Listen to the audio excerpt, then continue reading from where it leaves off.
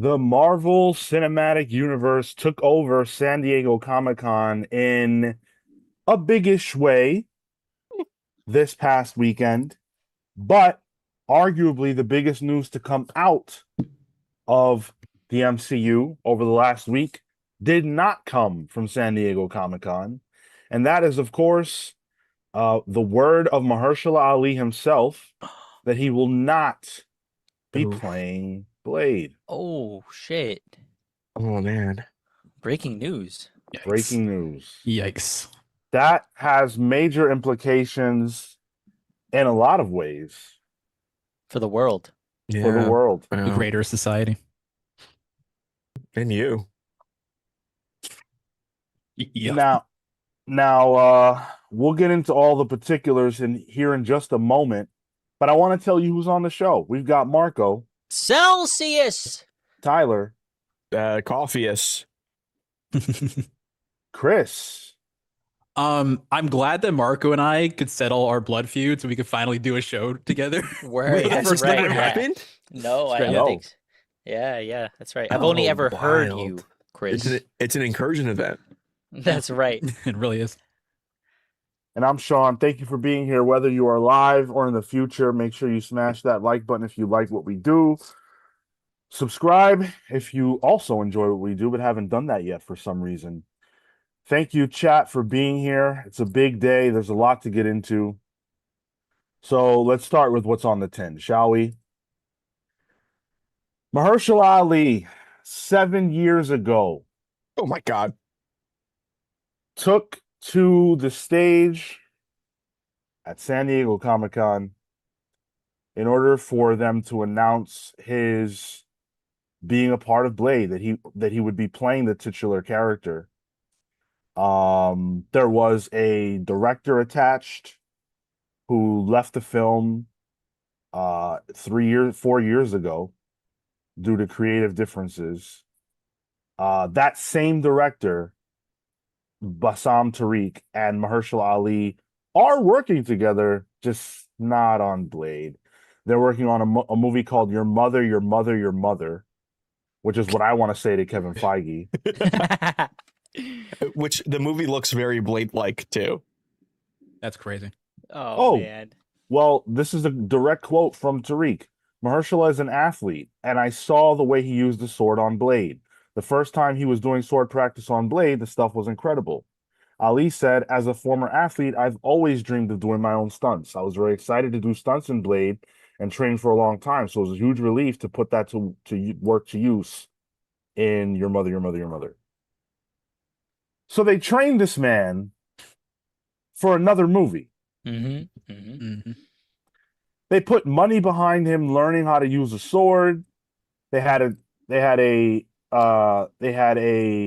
director who aided him in that, only for them to not even make Blade. Damn. Damn. Hard pivot. They blue bladed him. And then you look at Sinners and you go, wow, hey, there's a vampire movie done right that started production and released faster than Blade. Wow. Do you know the other Sinners connection, Sean?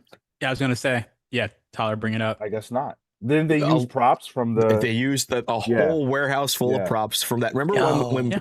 Blade, like shortly after it got announced, there was scuttlebutt that it was going to be set in like Mhm. turn of the century, early 1900s, and people were like, "Why would you want to do that?" Well, it was going to be set in that originally. They made costumes and they made sets, but then they gifted that to Coogler and Sinners instead. Not gifted; they Yep. probably sold it. But that's the most Blade movie you're gonna get. Resources were spent. Like Yeah. time was spent. Like Mahershala Ali spent time training for this movie. Mhm. Sets were pre-built. Costumes were made. Things were actually happening with this movie, and we don't have a movie. And the most important thing is too that Kevin Feige's Blade hat was created as well. And merch, man. That's gonna sit in the corner of his office, like the Green Goblet helmet, just cackling at him. Taunting. Yeah, Is it gonna be like those? You ever see like when the Super Bowl loser they send the merch over to like some third world Yes, country? yeah. Yeah, because it's just sitting in a warehouse. They can't use Yeah. it. Is there just unused Blade merch that's like in There's gotta Africa now? There's got to be. Send it to a suburb somewhere in Eh. like Missouri. And it's funny because like Marvel will never announce a cancellation. You know what I mean? Like it's never going to be an official announcement. It's always going to just be something that fizzles away. Because that an official announcement is like bad press, unless it's like the Kang one where it's like, oh no, we just changed it. It's still the Avengers movie still coming out, but we just changed it to Doomsday. So like it was always going to be like a weird announcement. Like first it was Feige. I think who was it? Was it Brandon Davis that called him out on it, or there was an interviewer that Kevin Feige was doing an interview with, and Kevin Feige was like a very self-flagellating kind of apologetic tone when talked about Blade. He's like, yeah, I'm a really friggin' idiot for doing that, huh? Quote, I am feeling like a gigantic loser and failure that Yeah. we didn't get it off the ground with Mahershala. That is a quote from the Happy, Sad, Confused podcast. Yeah. Damn. Good podcast, by the way.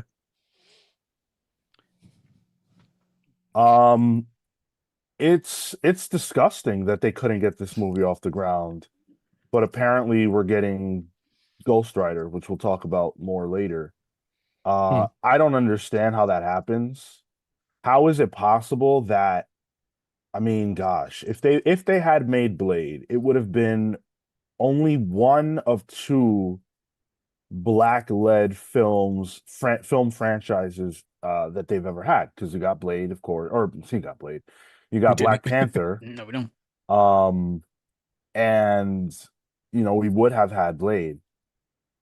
It seems like a perfect situation, and it seemed like that in 2019 when they first announced it. It's almost like there are 3 other Blade movies that are the template of what to do. Tyler just taking all my takes. Damn. Yeah, I was gonna say like it's not like this movie hasn't been made already 3 times over that they can just say like there's proof of concept for a Blade movie working. So you had the star in place. You literally know that this is a character that can work. You can even go as far as saying that the initial Blade movie, although most people cite X-Men as kind of the start of the superhero wave, but Blade was a Marvel character that was very, very successful, and that was the beginning of this pipeline of superhero films that we now are still getting to this day. And it doesn't really make any sense at all that they couldn't make this character work. Like a vampire hunter. It's easy. It's a layup. Like, what are we doing here? And they were seeding Blade up in every other section of of Marvel's IP. Like we had a Blood Hunt thing. We had him as an Avenger. We had him come to like an uncharacteristically more prominence in the comics after this announcement. And he's been in every pretty much Marvel video game since as well. He's in Token coming up. He's in Rivals. So like they put cachet into that character only for nothing to happen. He has that presence about him. I mean, even in Mm-hmm. Deadpool Wolverine, Saying like he's real. yeah, That like boy got that swagger on him. like you could easily bring him back, but it's not in the cards for my boy to get his own. Maybe no. Not a solo film. Maybe Blood Hunt was so that they could do Midnight Suns. Superdrop's right. Captain America also now is black led. We'll see how long that lasts. I was gonna throw out Luke Cage as a show, as a property. If you want to just like take the tally of black led properties in the MCU, technically. I mean, if you consider Luke Cage in the MCU, that's a whole other conversation. Yeah, I mean, well, speaking to that conversation, of course, Wonder Man was canceled. Oh God, yeah. Yeah. And then also Foxtastic points out the Dora Milaje show. I don't know if that's still happening. He says it's canned. Oh no, yeah, it is. And Rhodey, I wouldn't count. Well, no, I would count Armor Wars. Yeah, Yeah. that does count. But was that canceled? I know it was supposed to be a TV show. Then I heard it was going to be a movie, but I haven't heard anything about it in a while. Here's the thing is, like, I think Marvel is really reevaluating what their Disney Plus strategy is.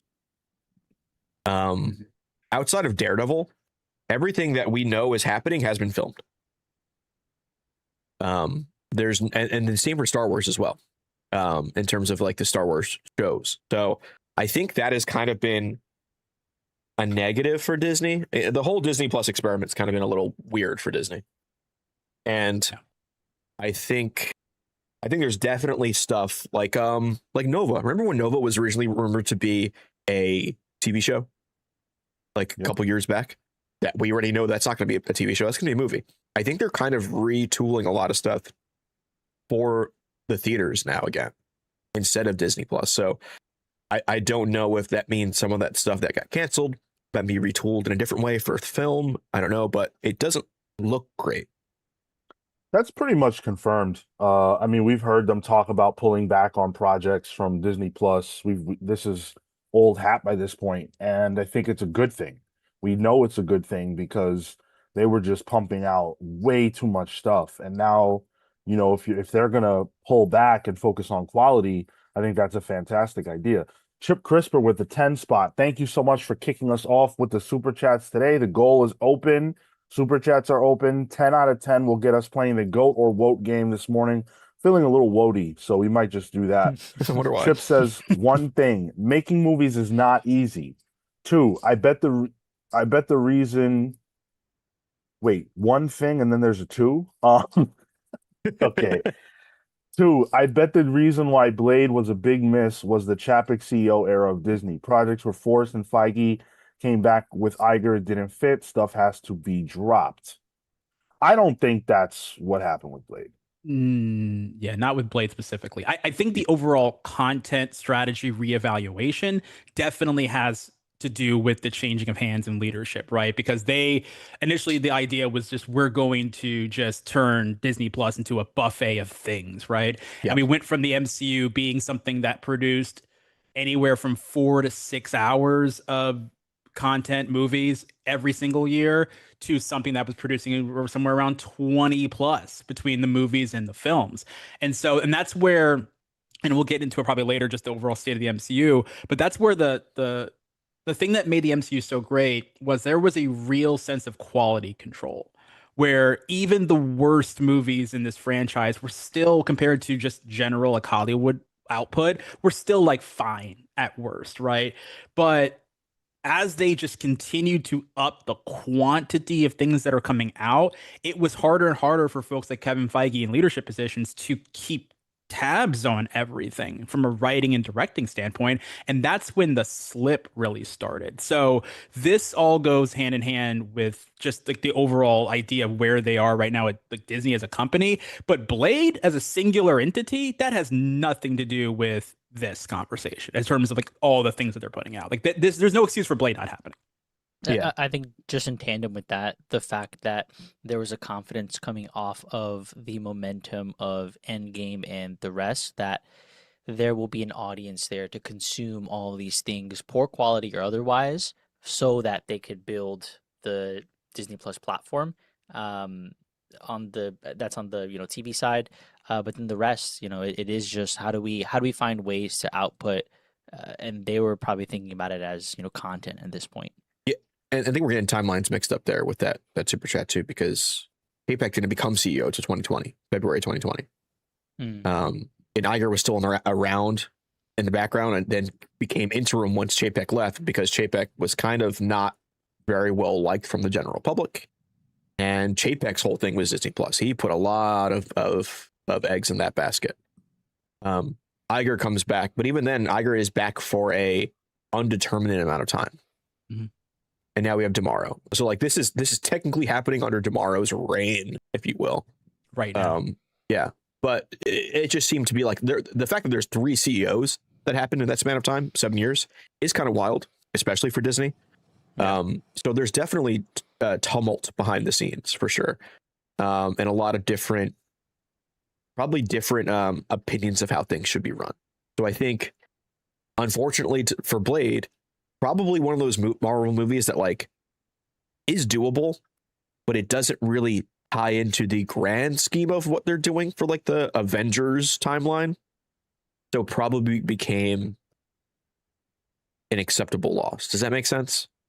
I could see that, but then you would think from a writing perspective, you find a way to fit that in, right? Because like that is You the find the cosmic side of things into a Blade story. well, more so that is the job of the writers, right? To be able to find a organic and or narrative path to bring those stories together.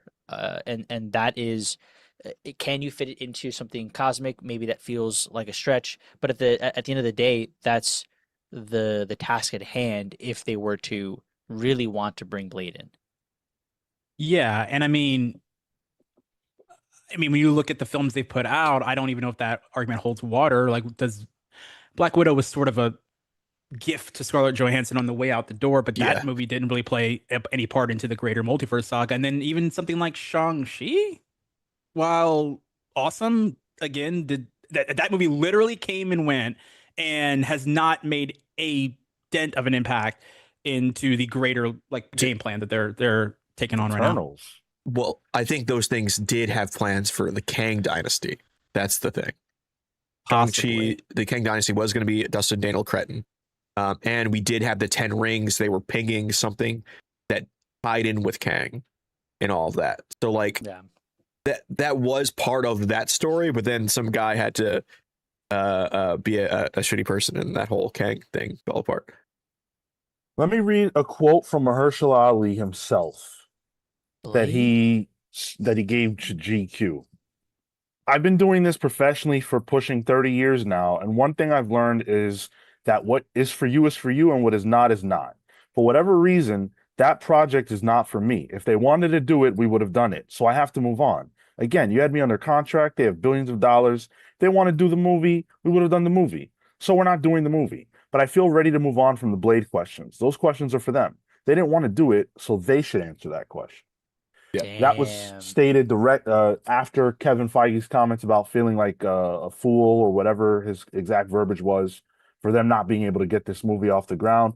I don't want to give Marvel or Disney any grace. I feel like if you want to make a movie, you make it. And, Yep. this is the MCU. This is not DC. This isn't some fledgling thing. They have a proven track record of success. I highly doubt that the movie that I don't care who the CEO was. I highly doubt that the movie that they stepped in and said, you can't make that is Blade. That's not what happened here. We're looking at a situation where whatever the behind the scenes machinations were, they most likely involved creative. That's my supposition. It was most likely creative reasons and then just falling way too far behind that led to this movie never coming out. They clearly wanted to do some kind of period piece with this film. Yeah. They wanted to have Blade's daughter be involved heavily in this film. These are all things that we heard about a lot, and none of them made any sense. 0% of the rumors that I heard about Blade, the Blade movie, made any sense. Think about where we hear Mahershala Ali's voice first in an Eternals movie. When have Blade and the Eternals ever been together? You know what I mean? Like we hear that at the end when with Black Knight, Kit Harington. That's not going anywhere either. Hmm. And up until, because you said it at the top that this was initially announced, was it 2019? Yeah. Was it at the? Yeah. We was looking at this last weekend in preparation for this past weekend's Hall H, and really until I guess these last few instances where they've gone up there. Again, this wasn't a movie that was announced in the trades. They brought Mahershala Ali onto the stage. There was a logo treatment. This was, Kevin Feige had the hat. They clearly wanted to make this happen. And if you go back and look at Marvel's history with Hall H and with these kinds of announcements, there are very, very few examples. And when I say very few, I mean like one, Blade, of them announcing something and putting it on a roadmap and it not happening. This is not the James Gunn DCU announcement where they had like these 10 movies and only 2 of them have happened and the rest were canceled. Like when the MCU says we're going to do something, by and large, they've done it. So it sticks out even worse as to like what happened here. You had the star in place, you announced it, you made fanfare out of it in publicly at Hall H, and it somehow never came together. And here's the thing: this doesn't mean that we're not going to see Blade. Like they could still do a Blade movie, but it's not going to be with Mahershala Ali. I I foresee Blade appearing Yeah. in a future film, Yep. probably some kind of Midnight Suns deal, but I think they burned their bridge with Mahershala by wasting Yep. his time. Yeah. And I'm not going to cry tears for that man. He is a multimillionaire. He's got plenty of movies on the docket. He's fine. I'm gonna cry tears for myself Hmm. because I wanted a Blade movie. I thought it was about time for a Blade movie. It would have been it would have been um it wouldn't have been a moment like what Black Panther was, certainly not. But I don't necessarily even want that moment anymore. We got that moment. Now I just want it to be regular. Hmm. I want it to be regular that we get a black led movie like this and it's just cool and good and that's it. And Blade seemed like the ultimate slam dunk for that.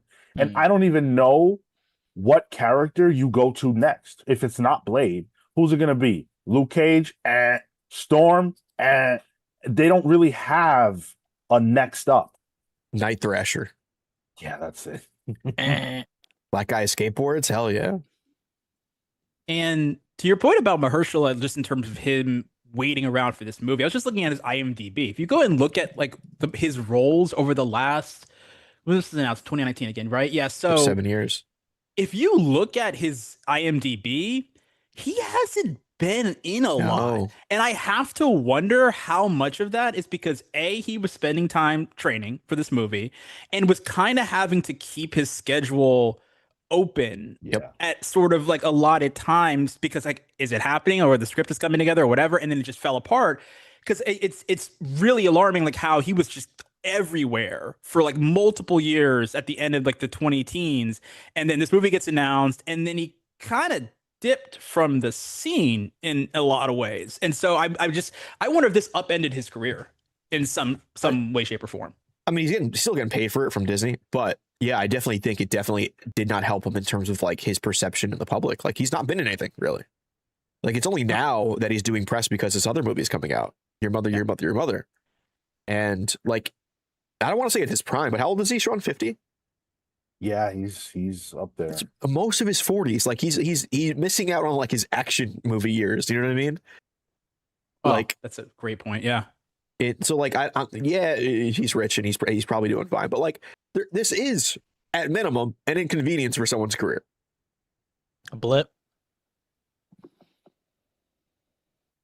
What? Marco said What it was was a blip. Like a Oh, blip. okay. Hey, that's a good MCU reference. Was that deliberate, Marco? That was. Okay. Hell Look at yeah. Marco. Look at Marco you. watches the films. Holy Shit. shit, bro. I drank coffee today. Speaking of the bros, here's Hayden's hideout with a 10 spot. Just want to shout out the Discord. Consider joining if you haven't already.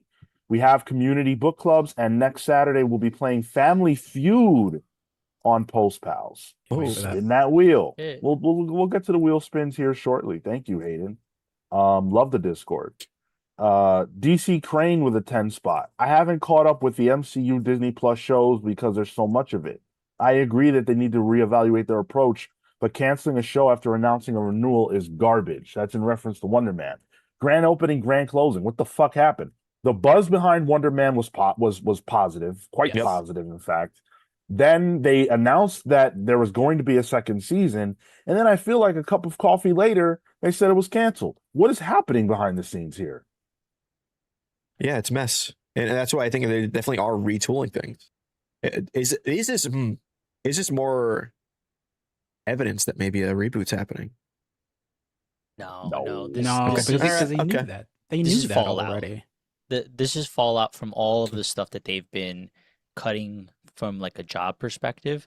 They can't. There is no bandwidth. There is no people to handle all of these things. There is no plan forward for production. It feels like they're Marvel as a whole, Marvel Entertainment, Marvel Comics, Disney is sort of licking their wounds off of potentially not so great movies. A lot of production going in, a lot of money going into things with less potential return for what's been going. And I'd have to look at financials for that, but that feels like the sentiment for it. And so this is we've stretched ourselves thin without as many resources from a financial as well as a manpower perspective. The issue I have though is they announced that a second season was coming. Yeah, right after That's the the first problem. season, If right? they never announced that a season 2 was happening and it just was canceled, I can buy that. But and this was recent. This is like within this calendar Mhm. year, I believe, right? So I don't. It's not like it can't be a narrative reason or a multiverse reason because these plans are laid out. They know where things are going beyond. Kevin Feige already said we have plans through 2042. Like we're gonna get there, really. Outta Um, here. but It's only a Night Thrasher. Yeah, yeah, March. Chris, but you're right. March 2026. it They was this announced year. the So site. Wonder Yeah. Man came out. It was very successful, despite which is another thing tied to like the issues with the black projects where like they dumped Ironheart all at one season or the whole season all at once. They dumped Eyes of Wakanda all at once. They dumped Wonder Man all at once. Like that's kind of a pattern. Again, what happens once, that's one thing, but three times is kind of crazy. But yeah, Was how Wonder do you Man all announce? at once? I thought it was in Yes. chunks. No, they released No, it okay. all at once. All those three projects specifically, and I can't think of too many other examples of them doing Echo, I guess, but that was on I think Hulu. But with Wonder Man, yeah, why announce the season 2 is coming and then months later, this is what, yeah, 4 months later, what changed behind the scenes to make that something that it's no longer tenable? It does seem like a tinfoil hat, but the things that are being canceled are black lead, and even the black lead Captain America. Well, we got the white one back now. Like, so there does seem to be like a, I don't know if this is more, woke is dead kind of rearing its head in the MCU a bit, but like there's a pattern. I still think it's like to what you just laid out, Chris. They put out all of these shows. It is a level of we need people on the platforms actually watching the thing, and they success in terms of like critical response, but viewership for Disney Plus, I don't think has been there in comparison to its peak, and I feel like it's diminishing over time. The content isn't up to snuff with what maybe a general audience or subscriber might want or desire.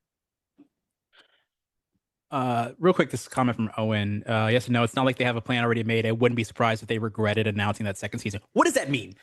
What does that even mean? What do you mean they regret? You don't make Whoops. decisions like this on a whim, like, hey, let's just go ahead and announce the season 2 is happening. No, these like the plan has to be put in place. Like we're gonna schedule it, we're gonna start writing it, start the pre-production on it, and that's when we're announcing season 2 is started. It's not like just Kevin Feige just like go ahead and put out a tweet saying season 2 is happening. No, like this, the business had to be put into place for a season 2 renewal to happen. So to renege on it out of nowhere is wild. Like I can't recall too many instances of this happening unless something like a sale, like the company got sold or some dramatic thing happened behind the scenes to make it no longer feasible. And like this is a Netflix type move. Yeah. One season and done. To be fair though, like what has gotten more than one season? Loki, Daredevil, Vision Quest, I guess counts as like a season 2 to WandaVision. Well, doesn't sort of, Agatha kind of, All Along sort of, count not then? really, but yeah. Cloak I and guess- Dagger. No. What do you just say in words now? No. Daredevil.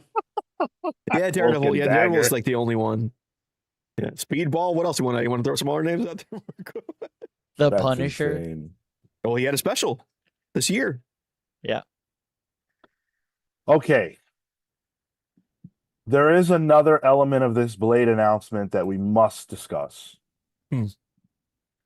And we will right after I shout out the patrons. Let's So, go. hang And tight. there might be some video that I can play too, Sean. But you go ahead, shout out the patrons. Thank you. I would love to do that. So, if you enjoy this show and you want to support it, the best way to do that is by becoming a patron over on patreon.com. There are many things we offer over there for you guys. We'd love to give you bang for your buck. But one of the primary things, one of the things that brings you guys to the yard is that you get a superhero nickname and an origin on this show. Shout out every single week.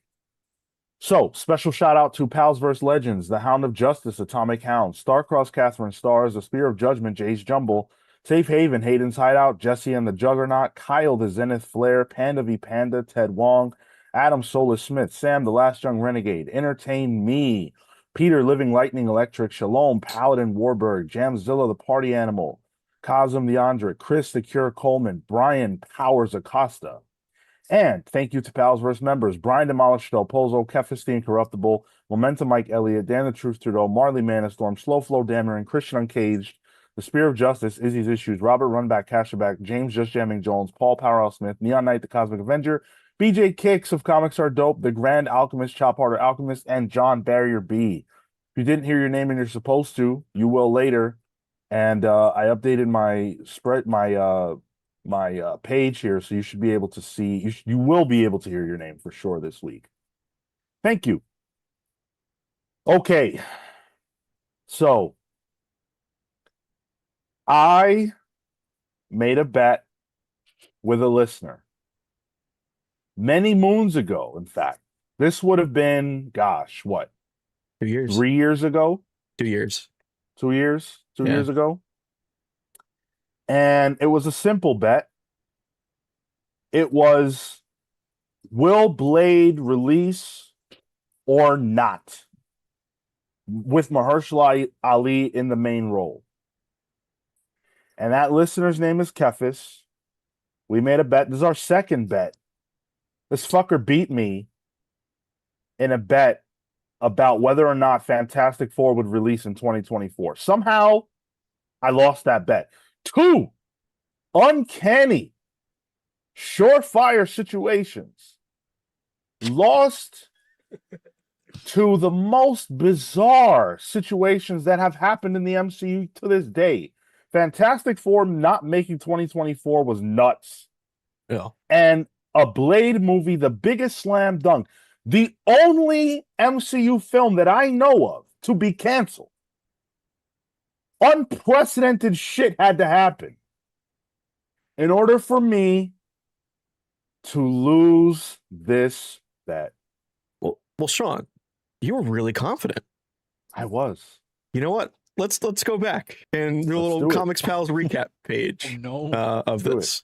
Previously on X-Men. Kefis says Blade ain't happening. Come on, what the heck? What do you mean Blade ain't happening? That's Nope. bait, Sean. That's bait. You want to run it back, Kefis? Yo. You'll take it? What do you mean you'll take it? You'll take what? You think Blade is not coming out? That's what you're standing on? That Blade will not release? Period. You want to go? I don't know, man.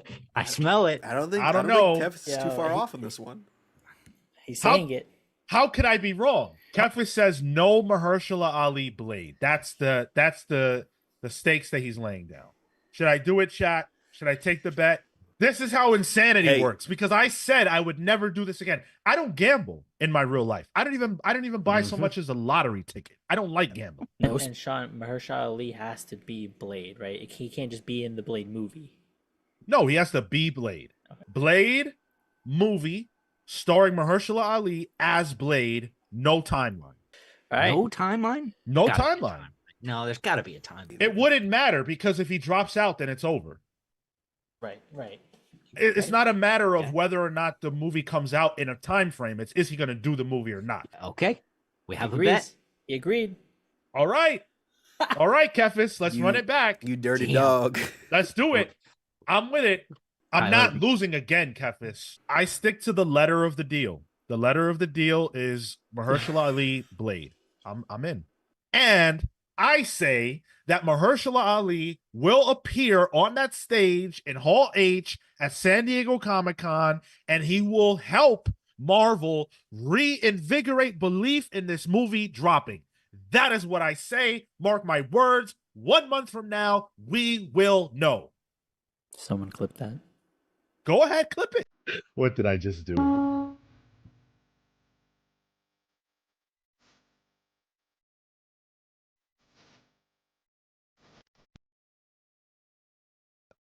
Well, at least the Comics Pals do recap pages, and even if DC doesn't. So Hell there's yeah. the lore. There's the lore. That's a lot changes in a couple years, I guess. And you know what? Mahershala Ali never did take that stage. No. Um, On 2 counts, then. yeah. One thing I will give you, Sean. You might not have to blame yourself for this. I blame chat. Yep. You motherfuckers don't care about me. That's what I know. That's true. That's what I have learned. If I learned anything, you think I learned not to gamble? No, I didn't. What I learned is not to trust you. Constant listener. You don't care about me, my well-being. You don't love me. You want me spending money on bullshit because now I owe Kefis an omnibus. I owe him. They're more It's expensive your now fault. too. Yeah, they're no joke. Price has gone up.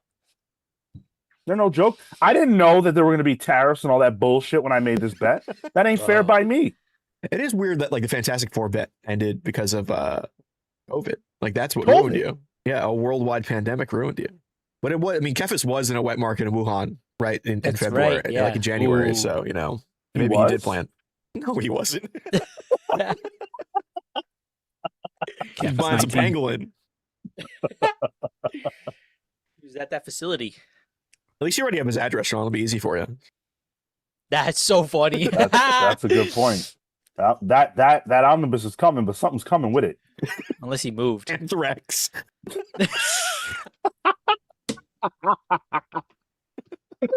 Dude, that is hilarious. I want to anthrax Kefis. In Fortnite. This is live in Fortnite. Yo, you better watch the mail, bro, Kefis. You never know, man. Oh my god.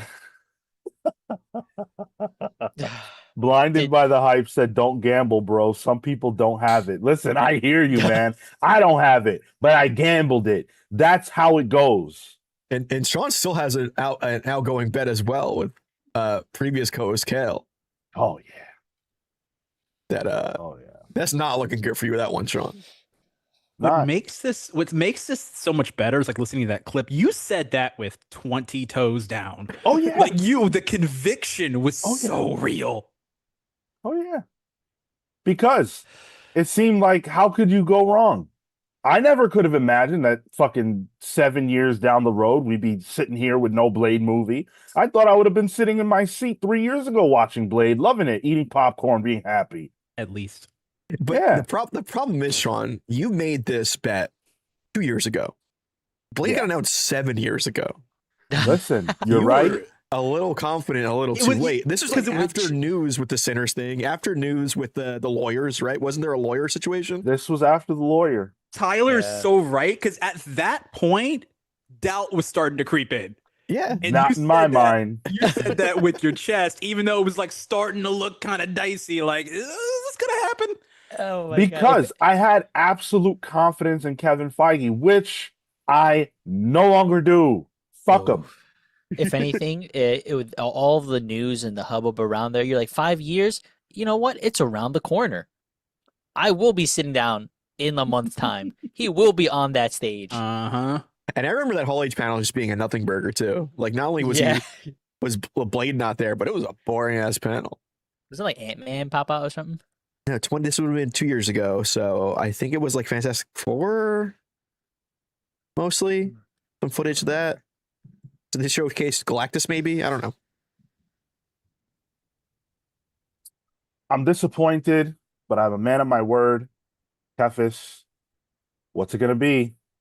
Blood Hunt. It's got to be a Blade on me. Let me know. Sean's copium addiction finally came back to haunt him. Yes, Mothman, it did. I thought Kevin Feige and I were right here. Thought we were telekinesic. Turns out we're not. No, he said Turns out- that baseball hat's like Magneto's helmet. Yep. It blocks the signals. And I was ready to go to the man's house. I was going to go to Mahershala Ali's house and Yeah. say, Oh, hey, I thought it was Kevin Feige's house. I was like, wait. Well, now he is. for some reason, I feel like if I try to go to Kevin Feige's house, I actually will die. Like something bad will happen to me. I'll get sucked into the multiverse. You got But I was- Sentinels around there. Yeah, exactly. I get along with them though, Sentinels. We have the same agenda. We're a little busy with Steve Lacy right now. Oh, he's gonna die. Oh, yeah, He's definitely gonna die. There's a Sentinel en route to his Oh, house yeah. I haven't right heard. now. I haven't heard Yo. from him since. And he has like a new album coming out. He's done. Rip. Oh my God. Let's hit some super chats. You guys are funny. Luis Fernando says, greetings from Rio. Does Marvel need the same push DC received to add more black heroes to its comics? Thanks for being with me every week. So, I personally, Louise, do not believe that DC specifically was responding to a push to have more black heroes. I think that they were emboldened by the scuttlebutt online. They were emboldened by what happened with the Dakota incident, but I don't think that they were moved to do these things by any type of movement. Don't fall for that. Because we already knew these things were coming. If you're referring to stuff like Vixen, that stuff was already like an open secret among people who are in the know, so to speak.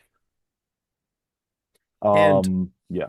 I think Marvel does better than DC with their Black Blood titles. You know, you have Miles out, Blade just had one end, Storm just ended, so maybe like right now isn't the best point, but they have historically, like, they've never had a counter like the DC So White counter at Marvel. So Louise follows up with another super chat and clarifies: could the push DC received in comics be made for the MCU? That's what he meant. Ooh, Oh, okay. I think even less so. The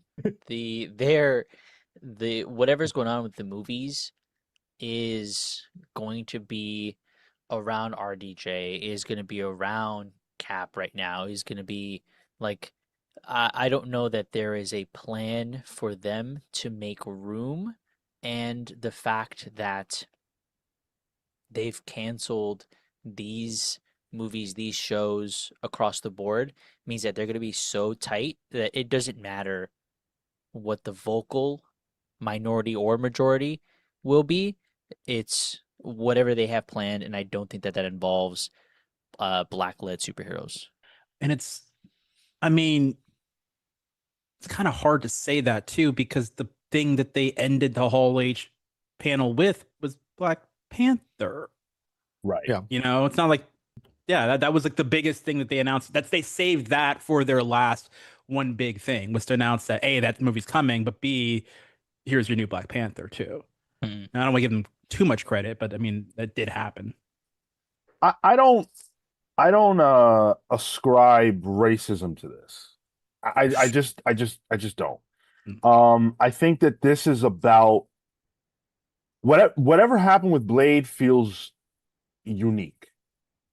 Now granted, it just so happens to be that it involves a black dude and a black character, but I think there were so many ideas about how to do it and this need to do it quote unquote right by overthinking it. That's what I think it comes down to. There's no reason for Blade to be a period piece. There's no reason for his daughter to be in the first movie. Just make a movie about a cool ass vampire colder than ice that fucking kills these other vampires. That's the easiest shit in the world. You could cast me and it would pop. It doesn't matter. It's Blade. Watch that. Cast me. Yeah. Yeah. And to Tyler's point earlier, though, it's not like they haven't done it already. Like, Yeah. they did it 3 times. We've had 3 Blade movies. This wouldn't even be the first Blade movie. It would be the 4th. Like, Blade has had more movies than a lot of other Marvel heroes. So that's what makes it even more insane. It'd be one thing if we had never seen. Wait a second. There was a Blade TV show. Does anybody remember this? Yes. Yeah. Yes. What? With sticky fingers. That version of Blade was in Deadpool Wolverine too. There's so much proof of concept of this character working as a live action property that makes this even more inexplicable. Yeah. It's a shame. But I contend it's not race related, more so. Well, Sorry. Well, I mean, they gave Sam Jackson that god awful Secret Invasion show. That felt pretty racist at minimum. Like, that was a fucked up thing to give someone. I kind of liked it. Like the title sequence? No, that was nasty. That was nasty. Black Panther 3 is coming out, and I think, they just see that as a franchise that is profitable. Yep. And that people care about. I think money talks most and loudest. and that is the Marvel way. And I can't necessarily blame them for that, but I can say, well, damn, how are we ever going to fix this shit? Like, how are we ever going to fix this? If you're not going to give these characters more of a shot, then we're never going to fix this problem. So I don't understand why there's not more Wonder Man, and I don't understand why we're not getting Blade. If I'm Kevin Feige, I don't give a fuck that it's been years. Yo, Mahershala, what do we have to do to make this movie? Let's do it. Right.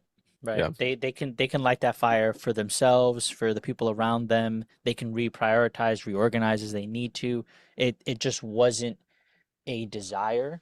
And I think you're right, Sean. It's not race related. I think it's what is going to pop from a budget standpoint. And Blade could do good numbers, but I don't know how you then spin that off into a Blade 2 in the same way, or Black Panther is a known quantity, has a integral storyline in the whole universe. That means that they can go in and out of the larger structure as needed, as they can with all of the other movies. I think that's the other thing to remember, is that Blade will somehow sit a little more clunkily standalone.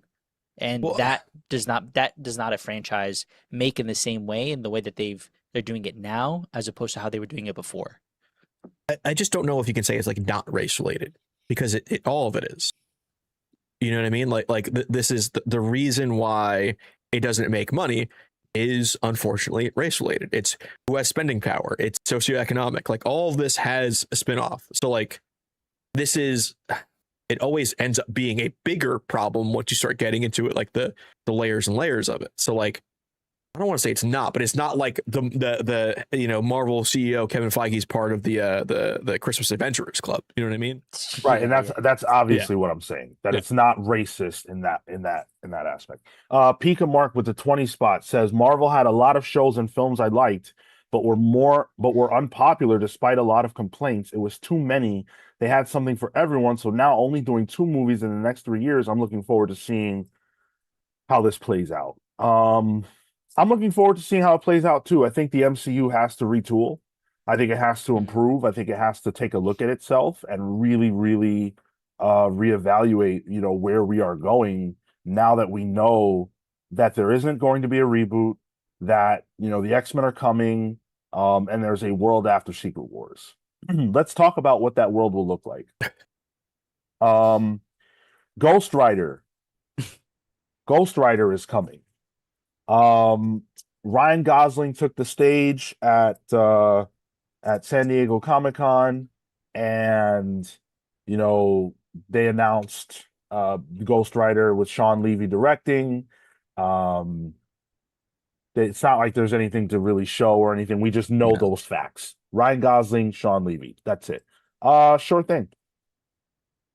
Man, Sean Levy bores the shit out of me. Yeah. But I think you're right. Sean, that's a sure thing. He's one of those sure thing directors. Like he's safe. He's not. It's never going to be over stylized where it might turn some people off. It's going to be straightforward, which I think is fine. As a fan, I'm annoyed that it's the Ghost Rider movie, because I think that's the movie that's got to have a little sauce on it. Sean Levy. Oh God, this is a terrible analogy. Go for it. He's like the Olive Garden of directors. You know what I mean? Yes. Like What? you could do so much better, but it's a meal. Yeah. You know what I mean? It's a meal. It's well priced. Breadsticks, unlimited, salad, all that. But you could do so much better. Yeah, I look at the direction in Deadpool Wolverine, and I mean, no spoilers, but the direction that Daniel Dustin Cretton and the style that is Brand New Day, and I'm like, I want one of those for Ghost Rider, and it's not Sean Levy. Sorry, go ahead, Marco. No, I'll eat it. I guess I'm not as I can see the distinction, and I think that was a good comparison. The Deadpool and Wolverine 2 Brand New Day, and I can understand the comparison, but yeah, I feel like people are going to eat it up either way. And I think if that's the case, then this makes sense. To known quantity, it is a I think it'll just do good numbers, and that's what I think they need it to do at the moment. They don't need to deviate too much. They don't need to, knock it out of the park in the same way. That's so boring as a fan, though. Yeah, You fair, know, like fair. it's the right number. It's the right move on a spreadsheet. This guy can Yeah. make the movie, and he's not, probably not going to be hard to work with. It'll be Yep. made the way Kevin Feige wants it to be made. Perfect. Yeah. Or Corporal And- Marco strikes again. Oh, Yeah, and the fact that he already has made an MCU movie, so he's in the system. Yep. And he's literally just wrapping up filming a movie with Ryan Gosling, right? So he has a release. He did Star Wars Starfighter, Yeah. that's coming out next year. Right. So he has a relationship with the star. They work well together. I'm sure Gosling. That's probably why he's doing this movie, because he just worked with Ryan Gosling, and he's in the Disney ecosystem now. Yeah. So it just makes too much sense. Do you? What if The Last Starfighter doesn't do well? It'll be theoretically, assuming the movie like actually goes into production before it comes out, it won't matter. Like it'll be too far along for it to matter. Assuming this movie starts 2028. shooting soon. Yeah, that's going to be beside the point. And and I don't even know if it would be a Sean Levy point, because my Olive Garden comparison beside, like, he's made successful films. He's a very successful filmmaker in Yeah. his own right. All jokes aside, like, so even if that movie doesn't do well, you can't like put it on him necessarily. I mean, maybe it ends up being his fault, but he has a track record of making good movies, making successful movies. One blip doesn't suddenly mean he can't make Ghost Rider. Like, you know what I mean? Sure. Star Wars has had its own issues as a franchise, so you can even chalk it up to Star Wars is dead or something. but yeah, even at that point, like, what is the consequence of that, right? Like, The Star Wars consequence, if anything, actually, I think. I mean, I don't even think it is, right? Because, like, yeah, the movie at that point is basically done. Like, Yeah. Now, I have a very different take than these guys. I thought Deadpool and Wolverine was awesome. It was so much fun. I had a great time. I went to see it twice in a row, and I had a blast. So I have 0.0 reason not to be excited about this announcement. I don't think that Sean Levy's a bad director. I think he makes movies that are fun and enjoyable and engaging. That is what I go to the MCU movies for, to be entertained. And I think that they're going to entertain me with this one. It just seems like a match that makes a ton of sense. And Ryan Gosling, for his part, is very passionate about this project. He's wanted to play Ghost Rider for a long time. And that's what I want to see. If there are actors who have attached themselves emotionally to a role, I want to see them play it. Yeah, like Gosling's, I think, been in a band or played music that's called Ghost Rider. That's insane. Like the only other thing that he's been outwardly a huge fan of was Haunted Mansion, and they didn't give him that movie with Del Toro that they were planning on doing. So at least he's getting one of his passion projects. And Eric Garza in the chat makes up a good point. This move also signals that Disney is very happy with Starfighter. Levy is a director who can deliver on time, on budget, and that will do numbers. Yeah, I mean, they've seen the dailies. Like, they know if they have confidence in this movie, doesn't mean it's going to do well. But he already did a movie with the MCU. He already did a Marvel movie, and he's already shot Starfighter. So they know already. Like, it's not like this is an unknown quantity. Yeah. David Duel or David Soul here says, does Sean Levy even do subtext? Well, here's one thing I'll give him. If there's a movie that doesn't need subtext, it's Ghost Rider. Subtext? What the fuck? What do you want? What kind of movie do you want it to be? What is it, Schindler's List? It's fucking Ghost Rider. Come on now. deep and philosophical. A contemplation on my head burns. You could, but who needs it? Like, don't go to the movie if you're looking for a subtextual, deep, emotional film. Like, duh, it's the MCU. Don't go to the movie if that's what you're looking for. That's not what they do. Contemplative about a character whose name is Johnny Blaze. I just don't understand people.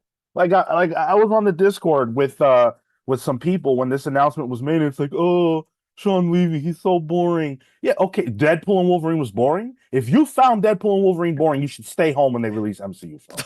It was that fun, doesn't but make it was any ugly. sense. I don't care. I said boring. It was fun. It was engaging. Yeah, that's the point. If you don't like it, don't go to the movie. I just don't understand these kind of comments. They need the money. MCU? Yeah. Marvel. Hell yeah. Black Panther 3 was also announced. this is a big deal because they have made the decision to move forward with a new Black Panther. David Johnson will not be playing T'Challa. Instead, he will be playing Toussaint, the son of T'Challa, who we were introduced to in Black Panther 2. I have no idea how they're going to arrive at the point of him being able to be the Black Panther.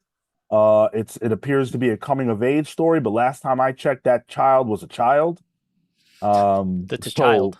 Yeah, Yeah, it was literally the child. What? It'd be And like, how many years have we passed since then? Like 8? well, the movie came out in 2022, and this one will be out in 2026. So 4. um, Wait, when it's coming out when? 2028, excuse me, Okay. 2028. Well, So 6 years. The thing to keep in mind, of course, with all this is when is this movie coming out? The end of 2028. Yeah. What will have come out already? Secret Wars. Fair. So we know that Secret Wars, and they've been very blunt about this. Secret Wars is going to involve some sort of rebootery, okay, of some sort with the MCU.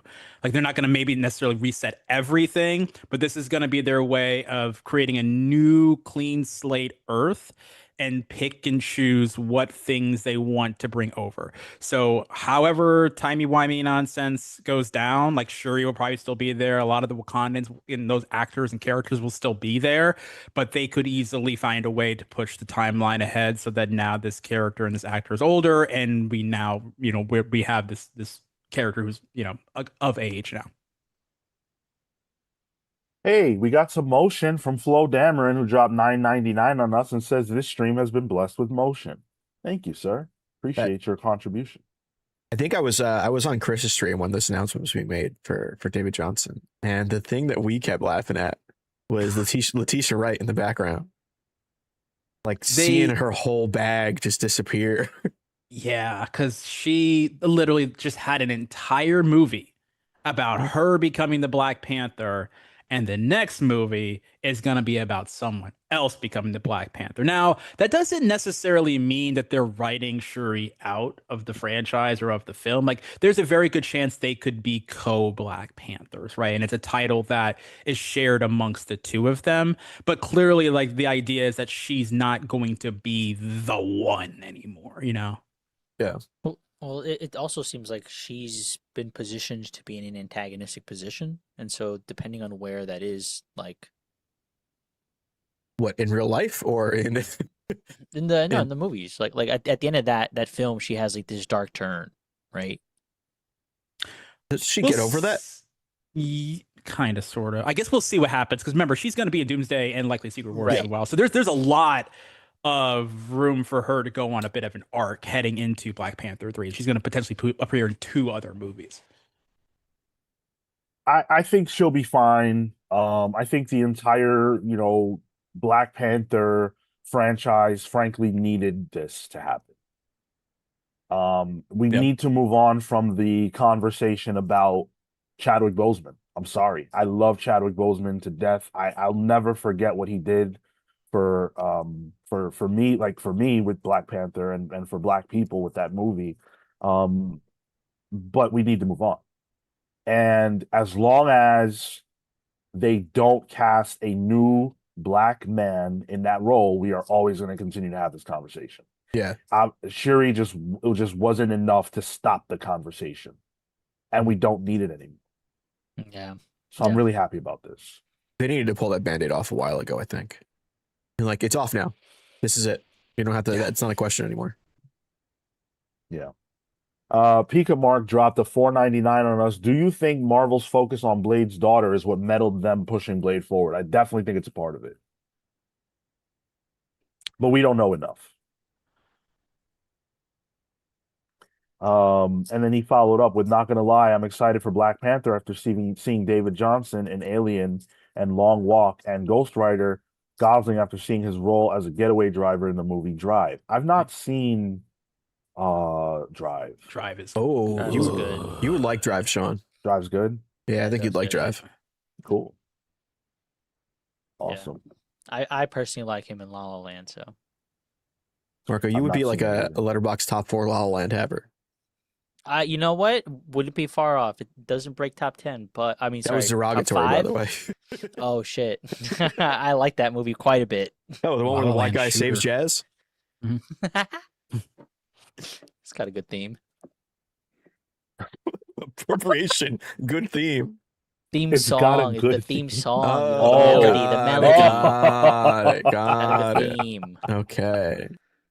Oh man, Marco never changed. Now there was a little bit more that came out. Not that was all the like San Diego stuff that we're going to talk about from the film side. We will be getting to more comic stuff later in the show. But recently, was it yesterday or maybe the day before? It was in fact yesterday.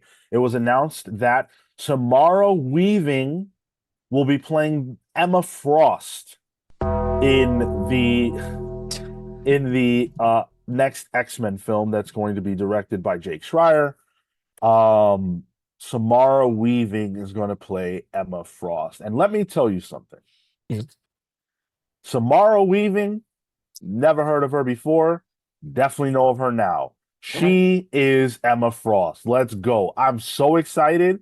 She looks the part. She looks the part. This is going to be great. You haven't seen Ready or Not? No. I beg your pardon. Oh, she's awesome.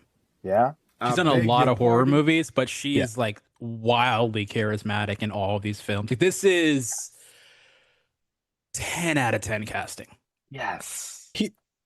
I'm in agreement with Chris. I think she's actually great for this. She's one of those ones that like everyone jokes that she looks like Margot Robbie. Like they look similar. I think She she was does, one of yeah. the She Barbies too does. in the Barbie movie, right? Wasn't she one of the other Barbies? I think so. Really? Yeah, she's in that yeah. Australian ring of actors. Yeah. Like, but no, she's just also a big nerd. Like this is one of those where it's just a That makes layup. sense. Yeah. It's just a Yeah. layup. Like, this is just perfect casting. You're not going to do much better than that.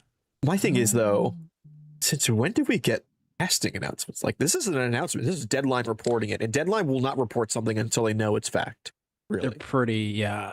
So they It had to leaked leak this. somehow. An Yeah. agent somewhere leaked it. Because again, one of the big conversations that we had coming out of the Hall H announcements, there was a lot of speculation. Are they going to announce X-Men here? And I went going in, I didn't think they were, Yeah. because I feel like X-Men will be announcing the X-Men cast before we've gotten to Spider-Man and Doomsday and Secret Wars would be getting a little far ahead of things for the MCU.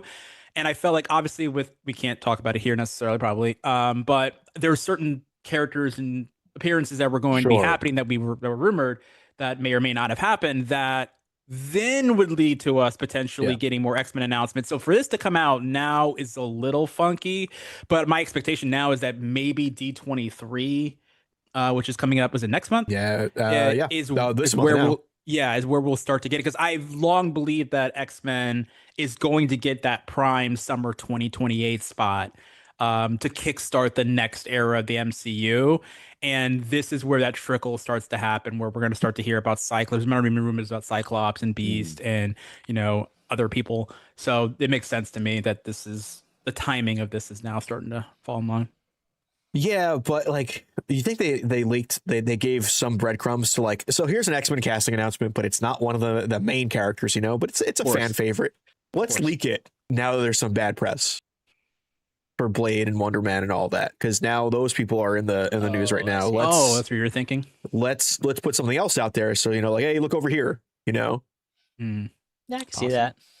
Hey, figure drawing. Let's not do the whole talking down on women for their appearance, please. Like, we don't need to do that. We can talk about her acting. We could even talk about how much she looks or doesn't look like Emma or whatever, but let's not be negative about people's looks. We don't do that around here. Thank you. Yeah, there's not much more to say about it, but like it's sort of funny, everything aside, right? That the first casting we hear about is for Emma. Because I personally wasn't even under the impression she'd be in the movie. Like in the immediate, I hadn't thought of that. I wasn't thinking Emma.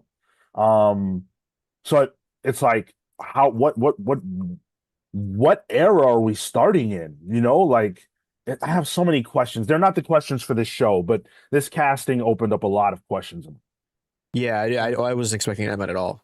And apparently Deadline was also saying like this is one of the more competitive casting that they had for whatever X-Men future they have. And that this one was an important casting for Marvel. So like astonishing? A lot of blonde white women in Hollywood, man. That's true. So that's why it was competitive. Yeah. Fit the mold. I mean, if anything, it's man. a good sign that they could try almost, whatever and anything, and we can get a variety of possibility. That's cool. Wasn't she in First Class? The character, yeah. January Jones. January Jones, yeah. I'm just Yeah. curious, like, is she going to be antagonistic or part of the crew? That's the big question mark for me. That's my thought, is that she'll be some sort of antagonistic force. I think I've always expected this to be some sort of amalgamation of eras. Like I never thought for a second, and maybe it still ends up being the case, that they were just going to do the OG5 and call it a day. There's too many classic eras of X-Men for different pockets of generations for it to just be one distinct. Because if you do the OG5, you're not doing Storm, you're not doing Rogue, you're not doing people that have now become classic X-Men characters that there's no way you can't do, especially for diversity reasons too. Like there's characters you have to include these characters because they're just too popular. So I think some sort of mix of some of the OGers with more of the 90s characters, and maybe you throw a bow into like a character like a Magic. It can go in a number of different directions in terms of what that team looks like. But that's, like I said, that's a whole other. Okay, real quick, and then we got to move on. 5 X-Men, not cast them, but choose them. Who are your 5 for the film? Cyclops. Get the fuck out. What did he say? He said Beak. Marco, just get your bullshit ones out of the way. Say Glob Herman. Whoa, Glob Herman. Hey, hold on a second, because that was fucking cool. Sync. It's going all in here. Movie's dog shit. Well, it's just diverse. Nightcrawler. Yeah, all people of color. And Say some spot. No. Oh my God, Xavier's son. Fuck. Can you name a woman? Yeah, name a woman. Jesus. No. Yeah. No. I think the X-Men, MCU X-Men is gonna be very woman heavy. I think I'm gonna say what I want is Cyclops, Jean. I don't think Emma factors in here, not in my eyes. Cyclops, Jean, Beast, Rogue, Storm. Cyclops, Jean, and Storm are, like, to me, the quintessential locks. I think no 5. You cannot do a 5. We had this conversation in Discord a while back. You can't do a 5 without those 3. Those 3 to me are the locks. After that, Rogue is probably a really solid 4, because we've heard a lot of Rogue rumors in the casting buzz. So I'm gonna throw Rogue in there, and I need another dude, right? I would lean, because we need a strong man. Give me Colossus. Okay. Yeah. Marco, do the Colossus roar. Go. Ah. Well, nope, didn't do it. Nope. Colossus. You know what? I'll change that. Beast instead of Colossus. I think we have the same. I think we got to the same lineup. Did Chris. we? Did we? Okay, yeah. Yeah. You said Cyclops, Rogue, Beast, Jean, Storm.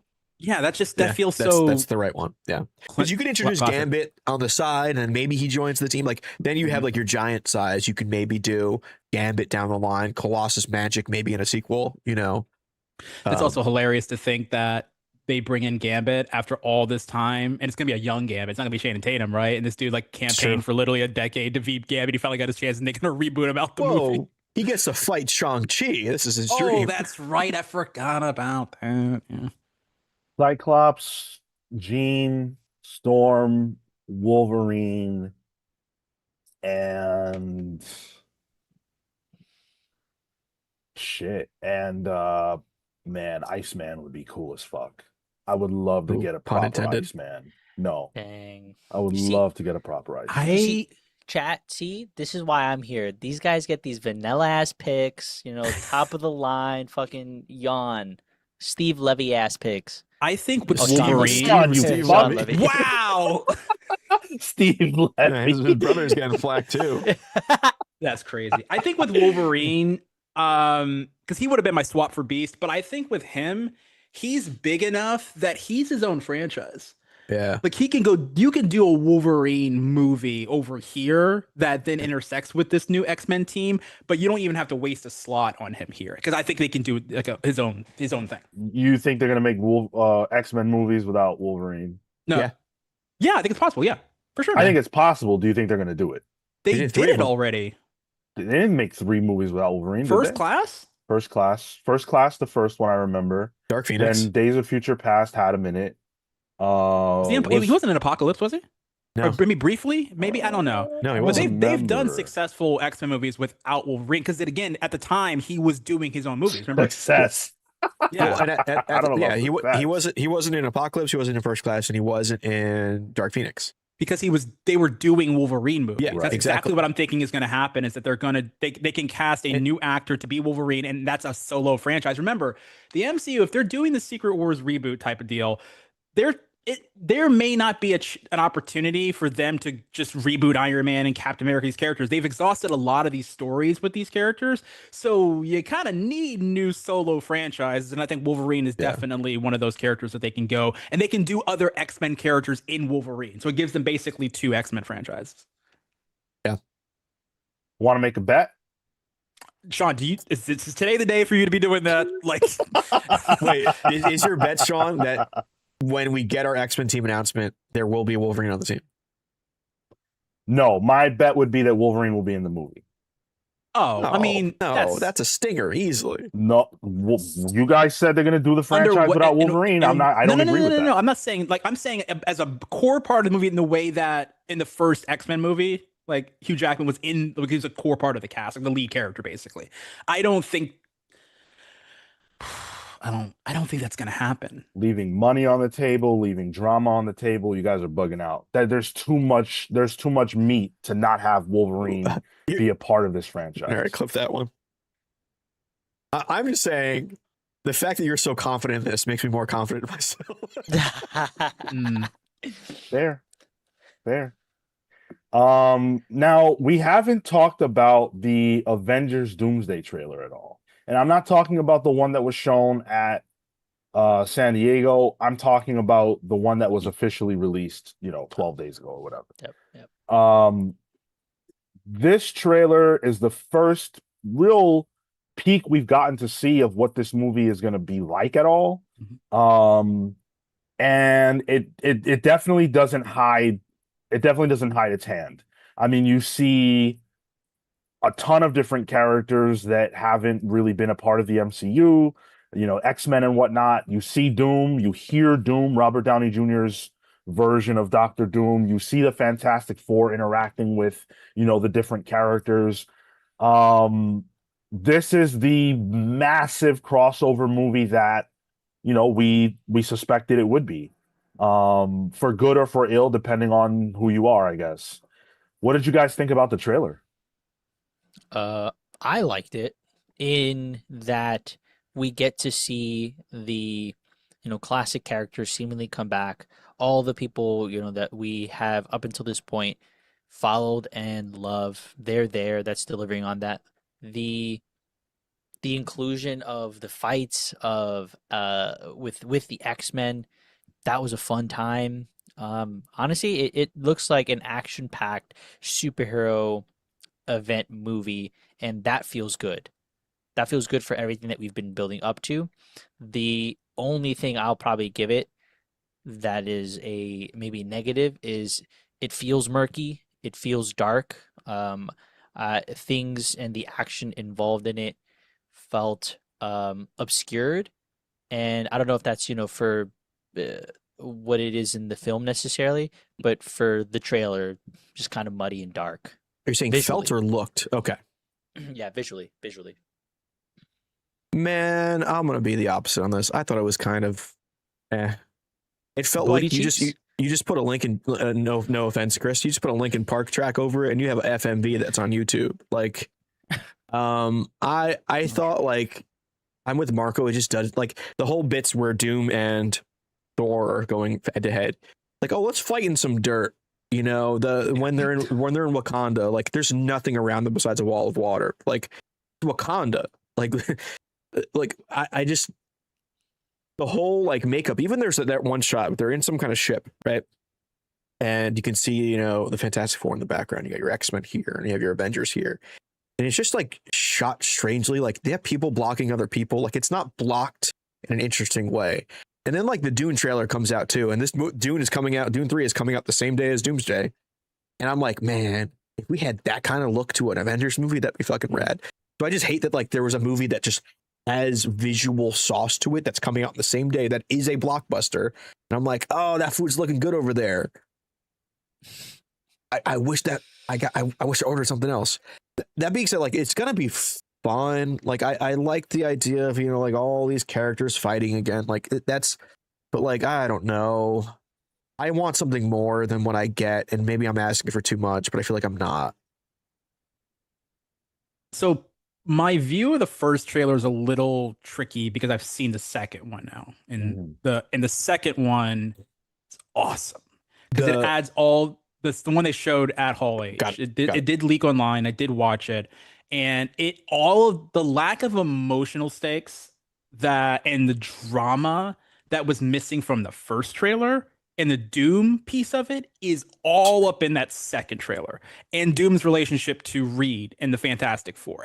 All the things that people were saying the first trailer is missing is 100% in the second one, and that got me hyped. The first trailer is fine because it doesn't really quite work because it's just this highlight reel of all these parts and pieces, and it's just a reminder of, oh yeah, Shang-Chi, that's right. Okay, that's 4. Oh yeah, that's right. Oh, Wakanda Forever. That was like 4 years ago, and it's just a reminder of like how just fractured the MCU has been, because it doesn't feel like we've seen these characters at all together. And the way that Infinity War was just like bringing the band back together for this big event, and then oh, here comes the Guardians of the Galaxy. This just feels like all these different action figures that have been in various movies over the last 5 years suddenly meeting up for the very, very first time against some enemy we've never seen before. That being said, the trailer aside, I still remain I don't know if it's the copium, I still remain very hot on this movie because I based it solely because the behind the scenes, like it's the Russos, it's the same writing team from Infinity War Endgame that managed to take all of those parts and pieces and make them work seamlessly. So I am optimistic on that front. And I think that just based on the source material, like they're pulling from the Hickman stuff and the incursions and all that, which I know people are keep saying this idea that none of this is set up and all that. If you've been watching these movies and they've been talking about incursions, they've been jumping from the multiverse, Loki, all of it. These things have been set up, and I think this movie is the one that's going to finally bring it together and bring it together through Doom, who I've always said that my feeling and read on this movie is that it's going to be about a character who is coming from the outside, who has been affected by all the crap that's been happening in the MCU, and is coming in to chastise and correct all of it.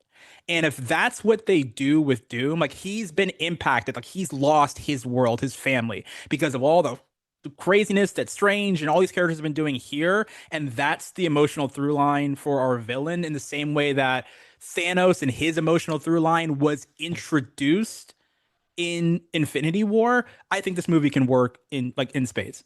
I mean, look at that your theory on that story, Chris. Like, look at the poster that we have. It's Doom, but looking at I guess I don't know what the word is, but it's tapestry. Tapestry. There we go. Of an Earth, and obviously the mommy issue is right on top there. Yeah, that he lost his family to incursions that were great. I just love the idea, and if this is what they do, and I talked about it, I made a video about this. I talked about that there. If this movie is almost like a meta take on someone coming from the outside and saying, "Hey, this whole Marvel universe thing y'all are doing, this is a mess. I'm coming in to fix it." If that's what the movie is, that's it right there. Like that can work. And so I am very excited, and just to see like the old X-Men characters popping in and fighting the Avengers, I feel like we're being a little cynical here. That's going to be cool. Like that's just going to be objectively cool to see the X-Men and Cyclops, all these characters fighting, the Avengers. And I think some of the stuff that we're complaining about, like visually, I think there's a lot of pieces that are missing from these scenes. We've seen this before. A lot of Marvel trailers straight up lie about who's in these scenes and what's in these scenes. So I'm also not hung up on the visual element of this film. Like, of course, it's not going to look like Dune. It's not Dennis V making this movie, or Dennis V making this movie. So I hopium, copium, whatever you call it. I'm very much still in on this movie. I am all in on this movie. I thought this trailer was pretty damn cool. I'm focusing on the fact that we're getting these character mashups that we've never seen on screen before. Like it was blowing my mind to see the Fantastic Four interacting with the other characters. It somehow the MCU continues to deliver things that I could only ever watch a cartoon to see, or mash my figures together when I was a kid, to make happen. So the fact that the MCU is delivering those things for me is cool as hell. And let's not forget, the original Secret Wars comic book was just that. It was just, hey, let's have a reason to make cool ass toys and have these characters collaborate and fight. And like, I'm all about it. I'm all about it. So I'm sure there will be a story with heart there. The second trailer really, really, really delivers on Doom. Like, if you have questions about Doom, the second trailer answers them. And I think a lot of people are judging the trailer like they watched the movie. Like, oh, there's no build-up for Doom. Well, have you seen the movie yet? What the fuck are you talking about? Thanos did not have build-up before Infinity War. I'm sorry if you think he did. You're thinking about what you saw in that movie. Because all he did was turn around in Avengers, and in Guardians, he said, I think he said, I have to do this myself. That's all Thanos did before Infinity. So miss me with all that bullshit. But he did it menacingly. Yes. This movie will be Doom's origin. It's clear from the second trailer. And the first trailer, I think it's inferior, but I definitely still enjoyed it because it set the tone of all these characters are coming together again. And some of them for the very first time. To me, that's super exciting. There was that through line that people kept memeing about, where like Thor is looking at this Avengers team being like, "Yo, what the fuck is this?" You bunch of fucking scrubs. But like, did you see the Drake meme, Tyler? Oh yeah. There's some notable omissions though. Like, where is Captain Marvel? Where is Hulk? Where is There's a lot of characters I feel like that are heavy hitters that are just missing for no reason. From the trailer, we know where Hulk is. Well, we don't know where he is when this movie's taking place. Oh, sure. Where's Doctor Strange? Yeah, and that's a big one, of especially for Secret Wars. Yeah.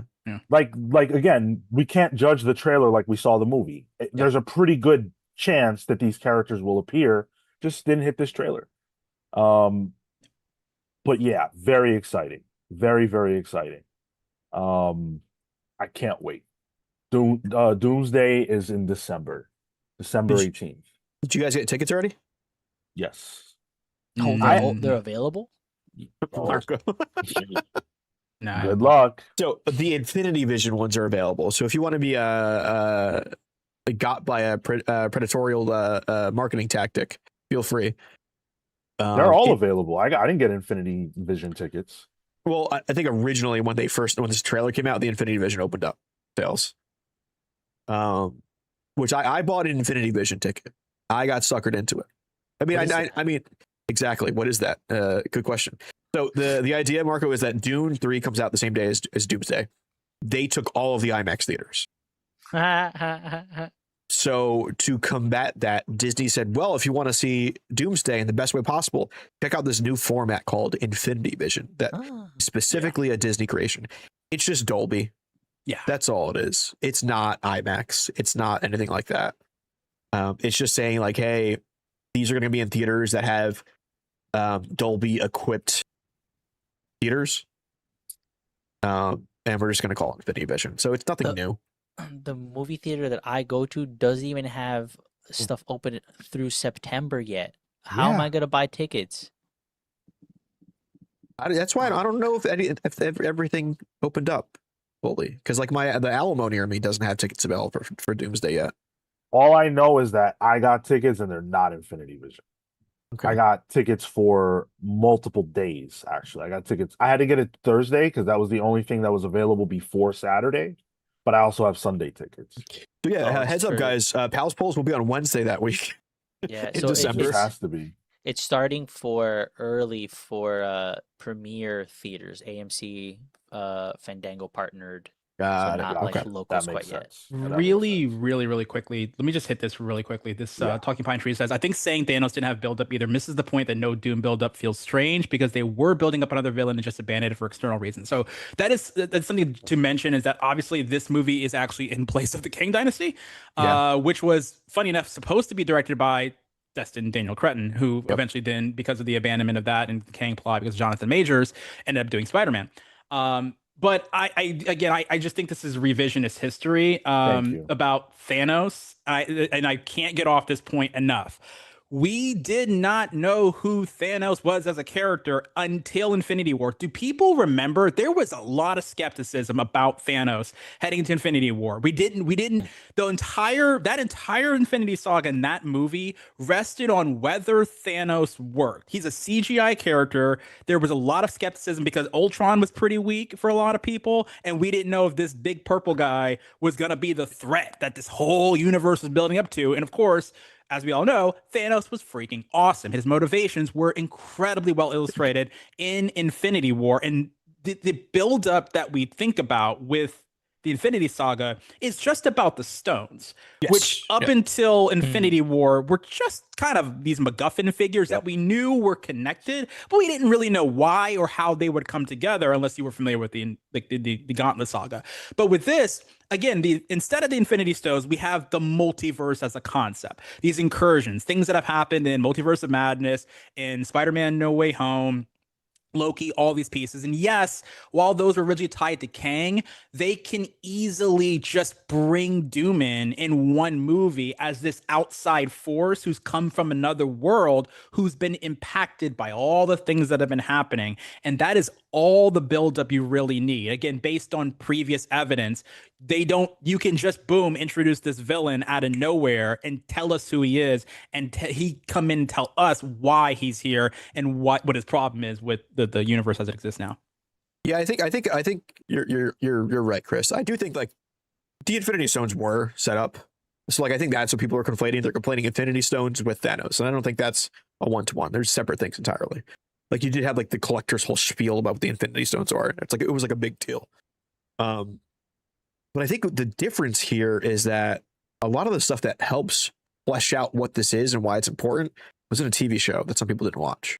That's true. Because it's so disconnected. It's so Loki, disconnected. you know? There was only, going into Infinity War, there were only but so many hours of content that you had to follow to get the entire picture. With this, and again, to the point of the Doomsday trailer feeling very disconnected, there's all these movies and shows and all these things that have made it the picture a little bit more muddled. That piece of it, I completely agree with people. Yeah, I think that's where I land on it. It's like, all right, not because I know people who watch all the Marvel movies, they don't watch the TV shows. And like Loki's kind of important to it. Like even in the trailer, you see Loki with the TVA card. That's not going to mean shit to some people. How about WandaVision and Multiverse of Madness? Like if you didn't watch that show, that movie makes like no sense. Yeah, I feel like people have a vested interest in, like, you have to be willfully moving through goalposts to think that Thanos was some well-built villain prior to his first appearance in Infinity War. Like, other than him turning around and saying, I have to do everything myself. Like, come on, please. I wonder if it's also just that because it's Doom, the want for more backstory is there. Like, Doom is really important to a lot of people. You're gonna get the backstory in the movie. You have to go to the movie. I don't understand why that's so hard for people to get. You have to go to the movie. Yeah. Up until Infinity War, Thanos was just purple space guy. He just talked some smack to Ronan. Yeah, but he just talked to Ronan for like a minute or two. And I thought that scene was corny in Guardians of the Galaxy. That was like the worst scene in the whole movie in Guardians of the Galaxy was the Thanos scene. Yeah. And I was very skeptical going into Infinity War, like whether that character was going to work. And the rest is history. He didn't even have an actor. He didn't even have an official actor. The People first time we saw him, yeah, in the Avengers movie, there was some stand-in. There was just a guy they kind of threw in to set things up potentially down the road. But no, again, everything. It's kind of almost like not really the same deal, but like when you think about Darth Vader, right? He's great in A New Hope, but everything you love about Darth Vader really is in Empire Strikes Back. And that's kind of how I feel about Thanos. Everything you know and love about him was not built up into the movie. It was in the movie. Kurt Wildshut says the actual difference between them is that Thanos exists and those movies are monumental. Thanos didn't exist in context to anybody. Doom exists in Thanos' shadow. You're correct about that. You were correct about that. Not to mention MCU skepticism being at a high generally. Also correct. But I think, if you're going to comment in good faith, you have to, think. You can't just say whatever you feel. There's a part of me that is just upset as like Doctor Doom is one of my top 3 favorites characters of all time, like comic book characters. Where like it just because I'm so in tune in touch with like the behind the scenes stuff, like knowing that there's supposed to be a Kang movie and seeing the shift where Doom had to slot into it, like sure they can do this in one movie and like really make it work. But there is a part of me that's a bit sour grapes that like it was a break glass in an emergency situation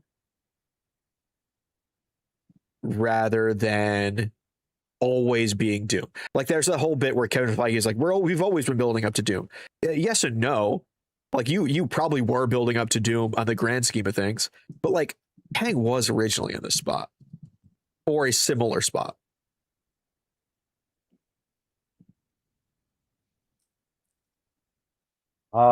We will have to wait and see what the future holds for the MCU. December 18th is when we get it. I'm sure most of us, whether you're a detractor or not, will be there because that's just what people do. Yep. All right, let's move things forward. We've got a lot more show to talk about, and we also have to review Spider-Man later on. That'll be a separate stream, by the way, so you don't have to worry about getting spoiled on this stream. We are not talking about that movie at all. So if you want to hear our thoughts about that film, you will have to tune into a separate stream a little bit later. And we've got a lot of comic stuff to talk about too. There's still San Diego Comic-Con fallout for DC and Marvel. Big topics over there. I want to let you guys know that August, which we are now officially in, it is the very first day of August, is Batman month here. Because last month we talked about Spider-Man. July was Spider-Man month. And I have plans for September, which technically should be Batman month. It is for DC. So we're doing Batman in August, and with that in mind, we have asked you for your nominations, and you guys have been delivering on them. Oh yeah, your nominations for one single one Batman book that you really love or you really want to hear us talk about for some reason. But Sean, I like 3 books. I never get that. Leave it on Discord, leave it on YouTube under its own thread, or the Patreon page under its own thread. And to nominate on Patreon is completely free. You have to spend $1 or a cent to leave a comment there for that. Mike Hank with the 199 says, now Kang does Daily Wire slop movies. What? You don't know that, Sean? I think I saw Jonathan Majors was doing some movie, but I don't know anything about it. It's for Ben Shapiro's company. Ben Shapiro has wanted to be in the film industry since before he was famous for being a conservative. Funny. Yeah. So funny. So now with his fledgling Daily Wire money, he's trying to do films. I realize we haven't spun the wheel yet today. We should do that. Let's spin it. Hold on, I got a whole bunch of hats. I will say also real quick on the Batman thing, because I've been nominating Batman and Robin Year One as my pick, but then someone mentioned Court of Owls, Night of Owls, and I'm like, oh yeah, like I would love to hear you guys talk about that. Like that's just so iconic for me, man. We never have. Yeah, so I'm thinking. I was looking to. They haven't covered that. Oh man, I would love a deep dive on that book. That's so good. Well, who wants to highlight a book? Chris does.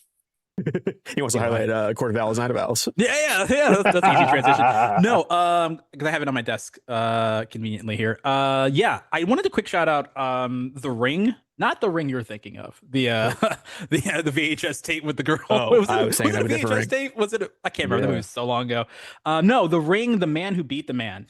This is the Gail Simone, Lisa Ramboli, Yolanda Zanfordino boxing book. It's a boxing comic, and we're 2 issues in, and I'm not like a huge boxing fan now, but growing up I was because my dad was a huge Sugar Ray Leonard fan, and so I grew up watching a lot of boxing during like the Roy Jones Jr. era, Oscar De La Hoya for anybody who's tapped in like that. Yep. So I was excited for this. It's Gail Simone. I mean, I'm talking about like I'll be excited just generally speaking, but it's pretty cool so far. Gail is doing this kind of story about this tournament and this championship belt, the man who beat the man championship.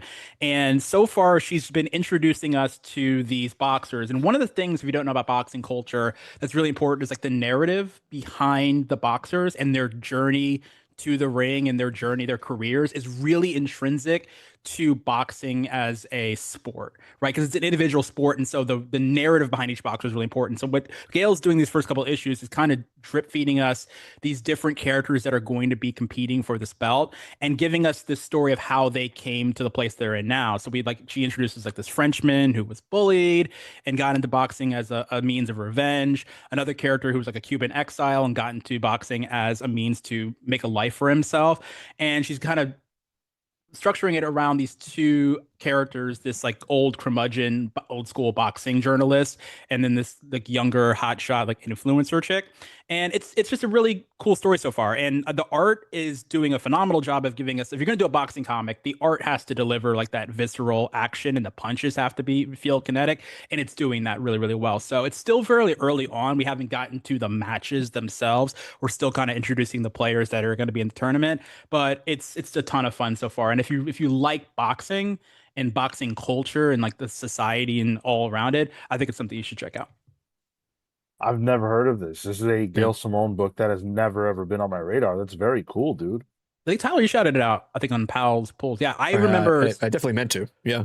Or previous, yeah. I remember pulling. I have it on my at the shop on my pull list because as soon as I saw Gail Simone doing a boxing book, I was like, well, duh. Like, yeah, I'm gonna add that real quick. It's pretty good so far. This is a new book? Two issues in. It's currently Yeah, out. from Dark Horse. Oh, It's Dark Horse KO. Yeah, I think it's gonna be 8 issues. So yeah, we're 2 of 8 so far. I think the second one just came out this week, right? About a week or 2 ago. Yeah. Okay. It's cool. what? Okay, I'm gonna have to check this out. Thank you for that shout out. Appreciate that. Peak a mark 9.99. Thank you, brother. I really, really appreciate you coming through for us. Do you think the retro X-Men return is part of Marvel's bigger focus on retro X-Men, like X-Men 97 shows and comics, the revamp of Chris Claremont X-Men, the call during / after Krakoa era for old X-Men status? So basically the question is Marvel trying to focus deliberately on the retro X-Men, harkening back to that, even the old movies, where the X-Men we're seeing in the MCU are the old X-Men, the retro classic X-Men? I think it's a good point. We're like in a transitory period right now where X-Men 97 is currently the success of it is for sure off of nostalgia, but I think also they're revamping that for a modern audience. 97, that is 20 plus years ago at this point. And so because of that, that means that there's a new generation that they can introduce this to. And I think they're doing the same thing in the movies. Yes, there's a grounding for those people who were there at the start of X-Men, but now this is a group this is a movie for a new group, for new characters, for new people to get familiarized with those other films that are part of this larger ecosystem. So I think it goes back to like in service of the larger now franchise. I would say like retro. I would hesitate with the word retro just because I think it's a callback so that they can move forward now with this new generation. I think they're using the nostalgia and the familiarity as a stepping stone to be able to grant us something new. Yeah, I think I generally just agree with what Marco said. So let's move into Batman, because we do have a top 5 to associate with it being Batman month, and this time we're doing top 5 Batman villains. We'll do one a week for the next 5 weeks, all throughout August. So is anybody ready with their number 5 in the top 5 Batman villains? Yo, Yeah. I got it. It's The Ventriloquist and Scarface. Pick one. Oh, Scarface. Because in the cartoons and even in the most recent Dark Patterns, we get a version of Scarface that is very different. It's always the madness of what's his name? Albert.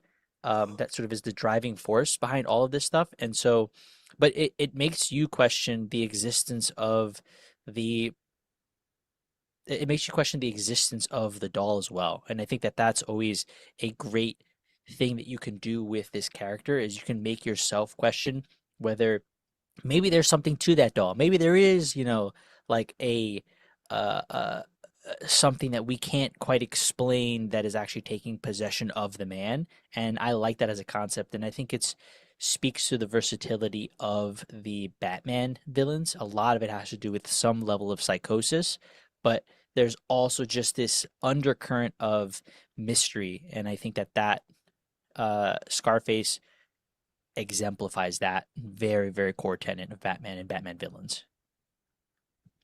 I'll go with my number 5. It's Killer Moth. Just kidding. It's actually Mr. Freeze, number 5. I think I find Batman villains to be mostly, nuts people, but there are some people that's like maybe a victim of circumstance. And I think Heart of Ice, is that the animated series episode? Yeah. Mr. Freeze, it kind of really like solidifies, pun intended, the reasonings for Mr. Freeze, that he's done this and he's got into a life of crime because of love and trying to save his wife. And I think there's something that once Batman figures that out, Batman sees himself in a way. Because if he could have saved his parents, he probably would have. I don't know if he would have done the things Freeze has done, but who knows? But I just find that to be a really compelling character. And like Freeze is like also kind of a Swiss Army knife. You could do a really deep story like this, or you could just have him be a fucking joke goof character that Batman takes out in like two issues, or even the way he was used in the opening arc of GCPD, like that was useful as well. So yeah, Mr. Freeze. I actually also like Arnold Schwarzenegger as him. So. Chris, you got a number 5? Or any number, frankly. Yeah, I guess if I had to, I'm thinking of a top 5. I feel like I know who my number 1 is. 5. Who's your number 1? I don't know, actually. No, not think about it. I haven't thought about this very well. Okay, I'll throw out one that's like I always think about often is Scarecrow. Cool. Mainly because, and you know what it is? Because I was just rewatching Batman Begins the other day, and oh my god, the movie is so good. And I've always found Crane fascinating because, in a lot of ways, his methodology is this sort of dark mirror to Batman himself, because they both weaponize fear to some degree, right? Where Batman utilizes fear and in putting fear into his enemies to fight crime to save the people of Gotham, whereas Crane is all about using fear to sow madness and chaos in Gotham. I've always felt like that's a character that I've always wanted to see more of, and I'm enjoying what Scott Snyder is doing with him in Absolute Batman, in this idea that this new evolution of fear is dread. The concept of fear, it's one thing to fear what's in front of you. Like there's a snake right here, I'm afraid of that. It's another thing to fear things you can't control. And that's the study of that idea within the Batman universe. Having a character that's sort of emblematic of that has always fascinated me. So Scarecrow has easily been one of my all-time favorite villains, and seeing him in Batman the Animated Series way back in the day was definitely crystallized my love for that character. So for number 5, I'm gonna go with Hugo Strange. I love Hugo Strange. He's such a freak and a weirdo. He's a psychologist who's obsessed with Batman. He's a really, really smart guy, but he just devolves into this obsession that he can't escape. And he gets to a point where he even dresses up as Batman at one point. He's very dangerous because of how smart he is. He's willing to manipulate and use people to get what he wants. I believe was he behind the no, that wasn't him. The Monster Men. Yeah, Yeah, that's him. right? Yeah. Yeah. Oh, okay, yeah. So like he'll even do shit like that. Yeah. And he's malleable. Like Tyler was talking about the malleability of Mr. Freeze. I think Hugo Strange is another one of those characters where like you could job him if you want to, but he could also be a part of an arc. He could be, someone who could put Batman through his paces. I'm still waiting for him to appear in a movie one day. I don't know that we're ever gonna get that, but I have hope for Hugo Strange. He's one of my faves. Top 5. Leave it in the comments if you want to share yours with us. We will be going through this every single week for the next 5 weeks. Munster NA says it's hard to miss on a Batman villain topic. All great picks. Yeah. Yep. And DC Crane, who was very happy, by the way, with Chris's shout out. DC Crane says crazy how deep the Rogues Gallery is. Yeah. Best Rogues Gallery ever, right? I mean, you can argue Spider-Man. Yeah, it's Gonna have Spider-Man to- or Batman. Yeah. Sounds like we're gonna have to tier the Batman, the rogues, the rogue galleries for characters. Flash is I feel up like there. it gets weak after you talk about Batman, Spider-Man, Flash, X-Men, Superman. Fantastic Four. Superman. I don't know if he's got a top 5 Rogues Gallery, but You put Fantastic Four up there? because Doom and Galactus. That's not a gallery as much I as feel like it's I feel like it's pretty top heavy though. yeah. For the It fan is. four though, man. It is. I mean, I would. I love Mole Man. I love Impossible Man, Dragon Man. A lot of men. Well, what would you do? Superman or the Fantastic Four? I'd probably put Superman up there. I think Superman. I think we it's did the top more- 5. It's deeper. yeah, I think it's a It's bit more deeper. deep. Yeah. Lex, Sod, Brainiac, Parasite, Metallo. Like I just think of that Six Flags Great Adventure in New Jersey when you run the Superman ride, and it's like the queue is just little factoids on all his rogues. Like, oh, I want to learn about Parasite and minute 35 of this wait. Sure.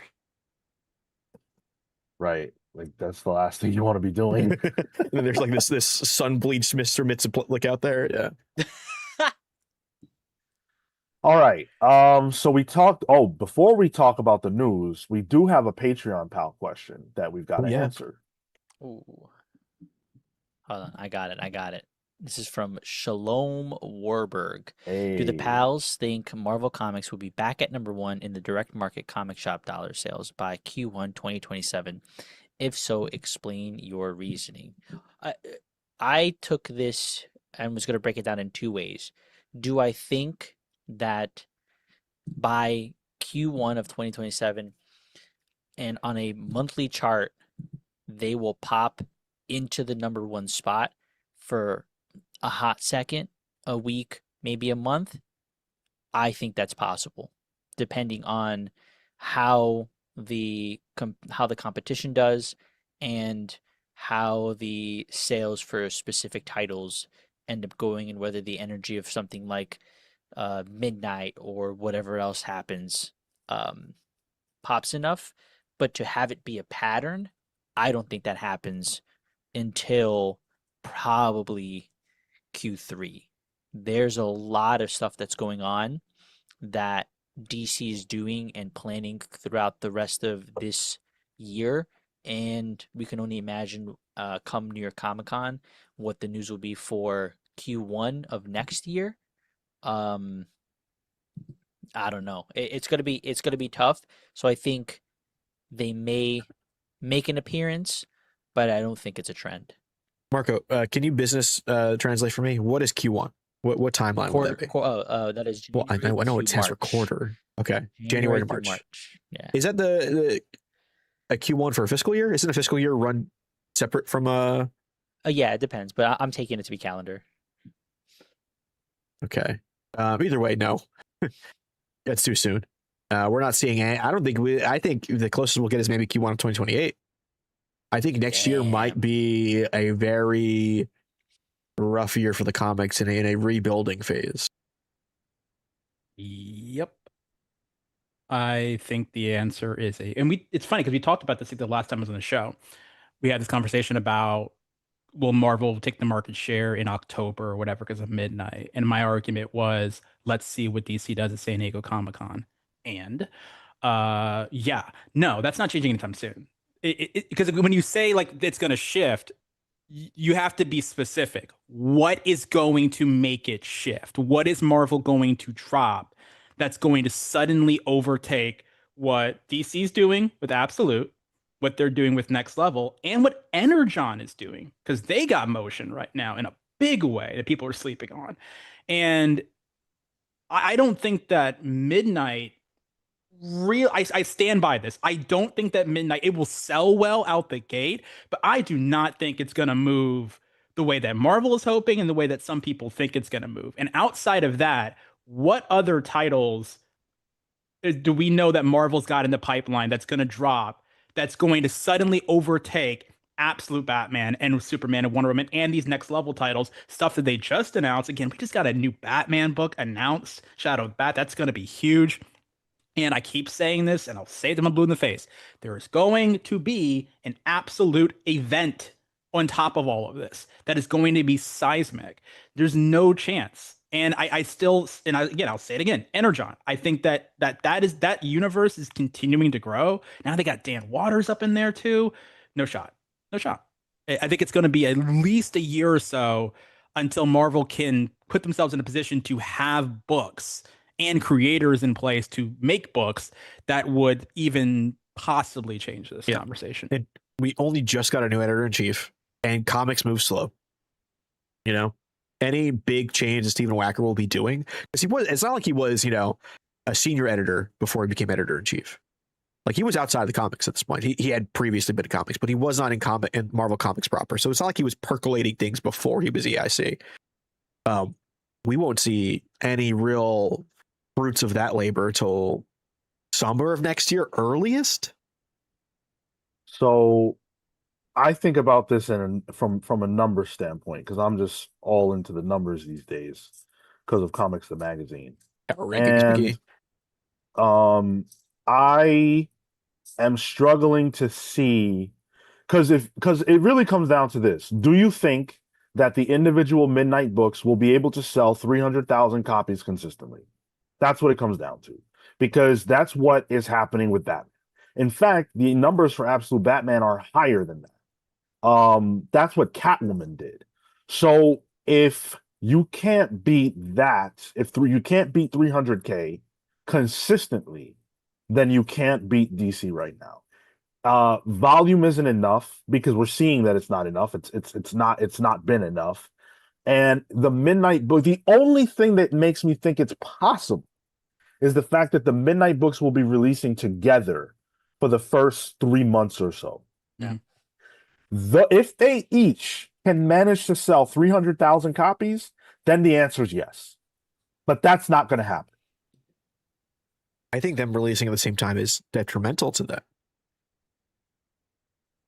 Because then if you're having to buy all those books on that same week,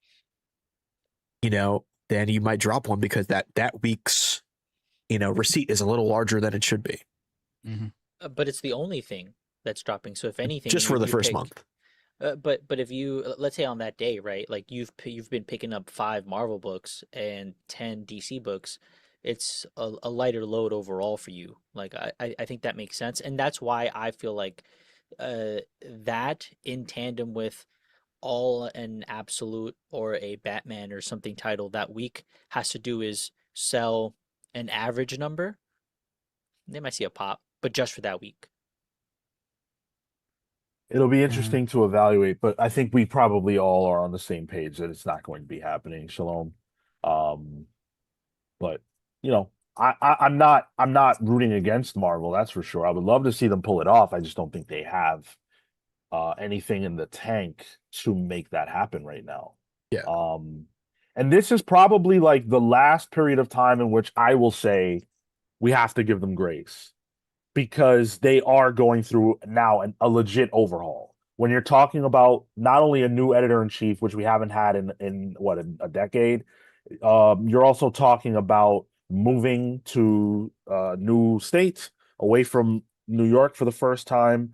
I think that there's a lot of upheaval, and I think we're going to start to see the results mid-year next year, but we're still not going to be Marvel back until the year ends, or until 2028 begins. So Because that move is also a big deal, Sean, because there's going to be some editors that don't make that move. Oh yeah, Like Brevoort lives in Jersey. Like I don't see Brevoort making that move. he's done. I think he's done. Yeah. I think it's his time. It's good. Yeah. That's my thought. Sure. Go ahead, Marco. Sorry. I just thought it was funny. He lives in Jersey, not making the move. He's not like that's already a commute for him. You know, he's old. No offense to him, he's just an older dude. He's not going to move all the way to fucking California. This is Not his like out. that. This is his jumping off his jumping off point. You know, we talked about in comics. Yeah. This is it for him. Yeah. Yo, Maverick. I don't know if you're watching now or in the past, but he said Spider-Man Brand New Day equals Fallen by Denzel Washington. Yo, you're the only other person I've seen make that connection in their mind. That's the movie I had in my brain while I was watching Spider-Man. Totally with you on that. That's a deep cut. I don't know this movie. It's so good. It's such a good movie, dude. It's got Denzel Washington. It's got John Goodman, Donald John Sutherland, Goodman. Yeah. James Gandolfini. Yep. Can't find pussy anywhere. All right, let's talk news. Scott Snyder and Sanford Green are coming out with a comic book called Darkseid versus the World. This was announced. Oh my God. This was announced at San Diego Comic-Con. And it is going to be what sets up the future of not only mainline DC, but absolute DC for 2027. We're going to be getting a series of DC all-in one-shots that are coming. This is the opening salvo of that. That's kind of interesting. I wonder if it's taking the place of those quarterly Justice League books, or if it's in tandem with them, or what. We don't know a ton about what this is going to be. I mean, it's on the tin though. Like, I don't think it's going to be too much crazier than Darkseid versus the World. No. Oh, fancy that. Yeah. We knew Sanford Green was going to be doing something with DC that was pretty big. I mean, he was palling around with them at Heroes Con. We saw like he showed up to that the event. the gallery went on, yeah, and then he brought the whole Absolute crew. I'm like, I know how these things work. I know how creatives work. So it's cool to see him doing something, and I think this is like Sanford Green drawing the New Gods is exactly what I wanted. Like that's the kind of thing that I think Sanford Green could do really well. I think of his Doom one shot at Marvel. That thing was rad as hell. And I think we're going to get something similar here, very Kirby influenced, much like that Doom one was. Cool that we're getting a new direction in this, but I'm less inclined of it being a DC KO style, like Darkseid's fighting, you know, all of these other entities or throughout realities, presumably to gather all of the Omega energy. Like, I feel like we've moved past this already, and the fact that we're going to be getting this in 2027, like next year, feels a little late in the game. Like, this would have been cool to come out during KO if we're talking multiversal stuff. This feels a bit like Aftermath, or rather Aftermath that is a prelude to what would have been KO. Does this come out in October? Yeah. Oh, is it October? Yeah. Mm-hmm. Oh, all right. Well, yeah, because this was announced. I can't remember if it was at MegaCon or Comics Pro. One of those two. So we know that there's been a lot of conversations, but the event's coming in summer 2027. And this is going to be the part 3, essentially, to this entire all-in saga. And they're going very, very big with it. So the fallout of KO, it's been spilling over in Justice League Unlimited, and it's going to be spilling out over these one-shots. And obviously, we just got the Superman epilogue sort of this week as well. Mm-hmm. So clearly, there's a lot that they want to set up with Darkseid and the New Gods, which are on the cover of this as well. So how do they play a part into it? In Rombi, apparently, turn in a New Gods script as well. So it seems like they're going to use these next several months to do a lot of big buildup to whatever the heck this event is going to be and however it takes shape. And now that Superman's actually back in the universe, yeah, I'm excited for it. And just Sanford Green doing Ooh.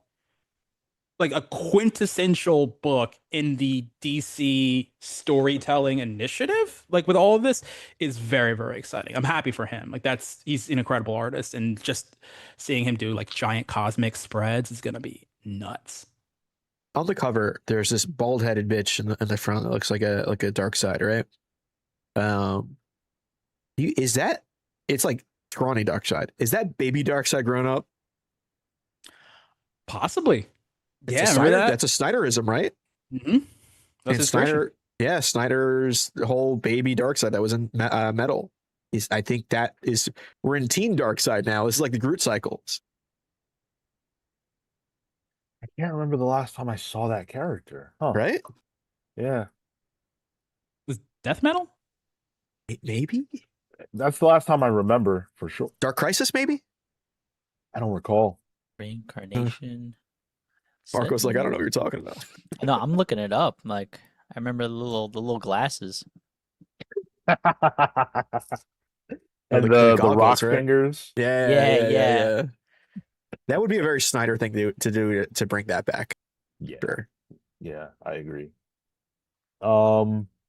Okay, let's talk about DC's Absolute Batman Beyond Arc M special, which was announced to come from Scott Snyder and Frank Thierry with Francesco Francavilla. They're gonna reteam to do another Arc M special. This time we're gonna see new characters. Professor Pig is making his absolute debut,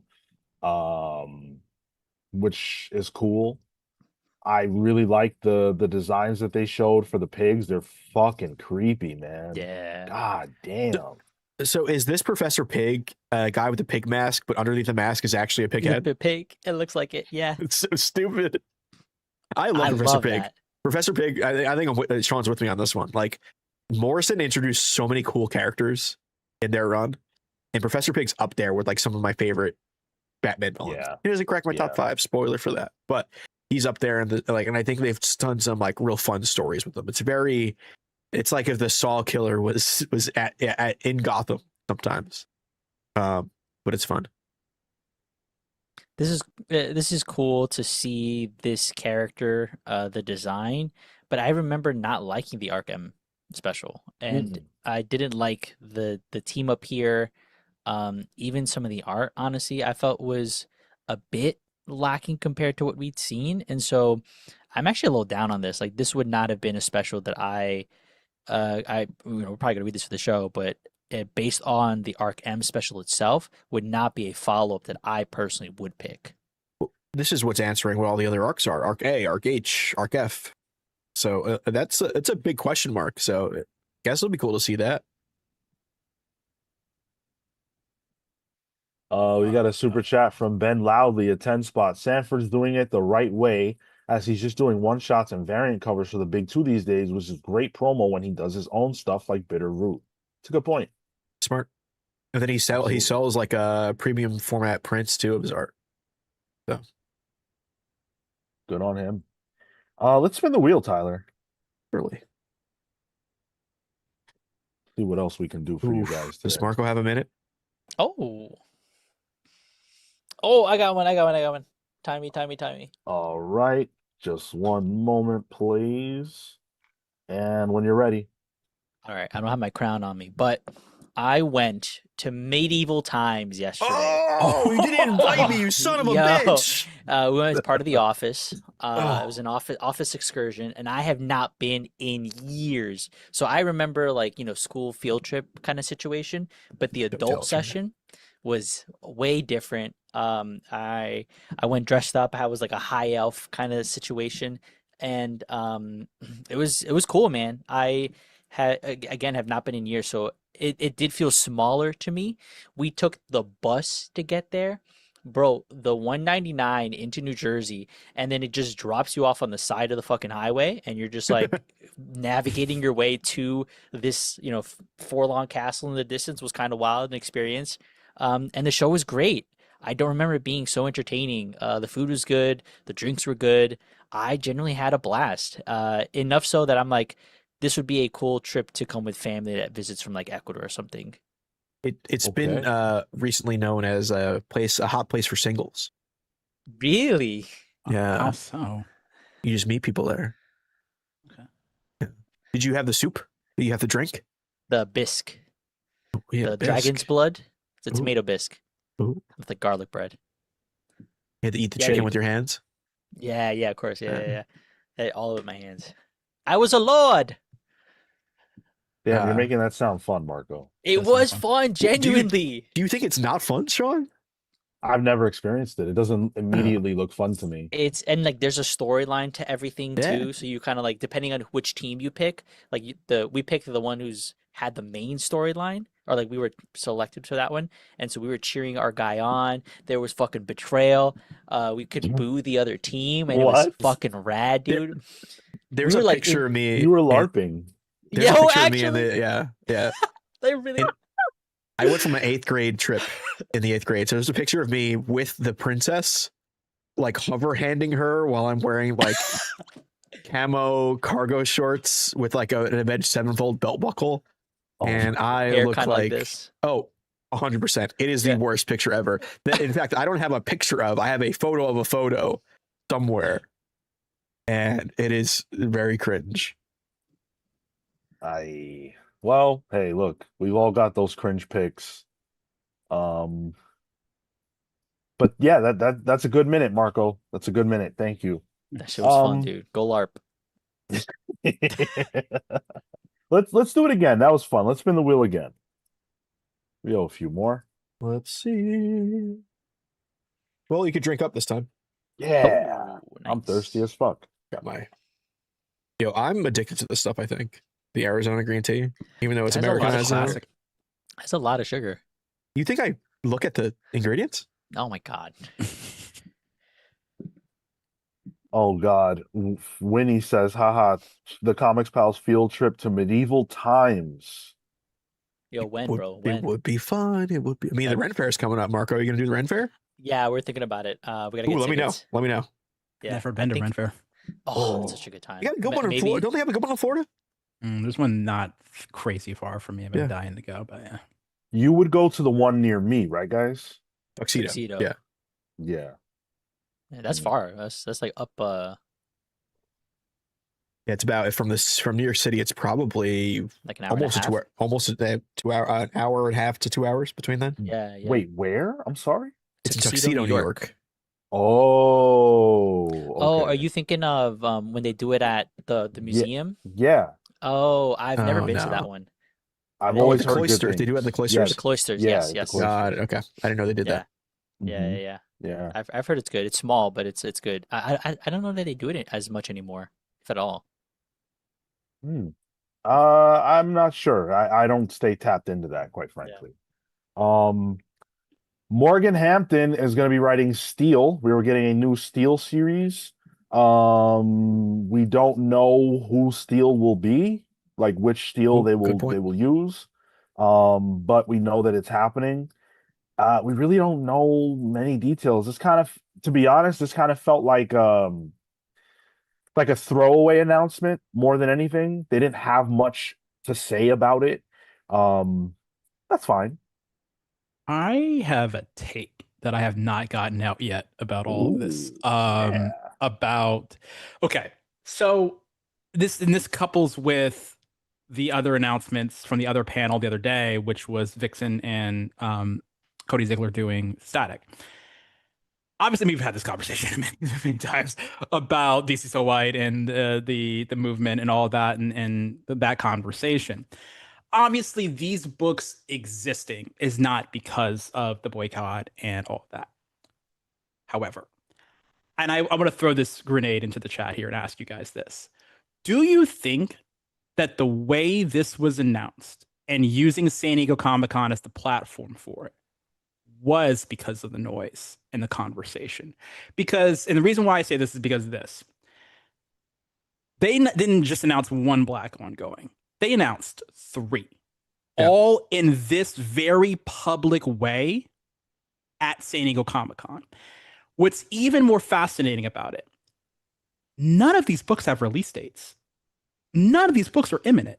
We didn't even hear at the panel, I think, we now know who the artist is on Static, but we didn't even get preview art or a cover for Static or for Steel. We don't know anything about that book apart from Morgan doing it. These books feel very early still in development, like they're happening, but we don't have even for Vixen, a book that we all knew about months ago, doesn't have a release date yet. Like it might be November, December, it could be next year. So my question to you guys is this: do you think this was an optics play? Like they could have easily have made this announcement in a press release a month or two ago, but they specifically decided to do it here to make a statement. And I wonder how much the conversation online about all this lack of Black ongoings played into them announcing it the way they did at a convention instead of doing it in just like the way they did for Legion and Teen Titans and Doom Patrol, just like in solicits. Again, these books existing or in being in development, it is not because of the online conversations, but the way it was announced, I wonder how much that played into it. Them wanting to kind of come out and say, hey, we're doing things. I think it's a two-sided thing. I think it's the fact that had they not made these announcements, because you're right, these like Steel could come out in April of next year for all we know, you know? And like one of them has art, some of them don't. The Steel one, I don't even know where the art's from. I couldn't even get a non photo of it from the con. Like there's no official image of this Steel page or cover or whatever. So they're all over the place in terms of in production. I do think that DC was probably aware of the chatter. I bet you Scott Snyder is aware of the chatter for sure. That dude, he's in his mentions all over. They're aware of the chatter. Yeah, we've seen him interact. These creators have themselves respond. Yeah, of course they're aware of that. So I think there's the idea that if they didn't announce any, that would look bad. But if they announced as many as they could in person, that even looks better. So it's more of like it was the right, like there wasn't another move. Do you know what I mean? Well, the other move was just to announce it, like to be like last month. They could have just been like, "Hey, a Steelbook's coming for," the same way they did to Demon and Jonah Hex. And always remember they announced Jonah Hex at Comics Pro like months ago with just a thing. I'm saying like they made a very public. Because again, they brought Ziegler out to the convention to announce this book, but there's no cover art. The artist wasn't even announced. It's just super early to make a very public move in that way. That again, I'm not saying that these books are coming because of the boycott. I'm saying the way they made sure to like, we're gonna come out at this big con with all eyes on us, and we're gonna do this. I just wonder how much of it is because of Chris, the talk. I don't think you even have to hedge so much. I think it's a no-brainer what you're saying. Yeah. Because Vixen would have gotten announced either way. I'm very confident in that. Yeah, that one had art. That was coming. We you know everything else. The other two, sus. And not sus in the sense that they were never coming, sus in the sense that I feel like these were announcements that DC simply wasn't ready to make. Let's not forget, these companies have their own agendas, their timelines. There are myriad reasons why they make announcements when they do that we're not privy to. So for art reasons, I don't know that we needed to hear about Steel yet. Yep. And for detail reasons, I don't know that we needed to hear about Steel yet. Static is like, you get it. They had Cody Ziegler there. It's Static. You get it. But even that may have been a little too soon. So I believe that optically, this is what they needed to do to get these books in our faces, to shut certain people up. But also to say, hey, we're here. We're coming with this too. Because, you know, it's not crazy, right, to announce books that don't have art yet or anything else. DC did it with the Next Level titles. There were a bunch of Next Level titles that was like, well, we don't even know who's attached at all. Nobody attached. Yeah. So this is par for the course. But I believe that optically you are correct. Yeah, Steel is probably one of those books that's going to spin out of whatever this Zod war is. Like we're probably looking at like that's probably going to go until January or something like that. Just like it's just starting in August. Let's give it a trade's worth, so 6 issues, 5 issues each. So we're probably looking at the beginning of early next year for Steel, if I had to guess, because that seems like a launch title out of a Superman event, you know.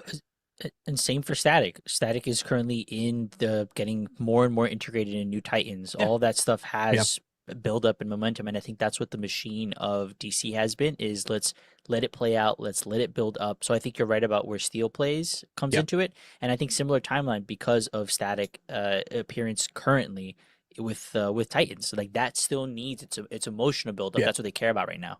Vixen's the only one that doesn't have a tether to something else, you know. So that probably is why that one's been, you know, honestly, they probably would have had a W just for announcing Vixen with the way Stephanie Williams' hype has been.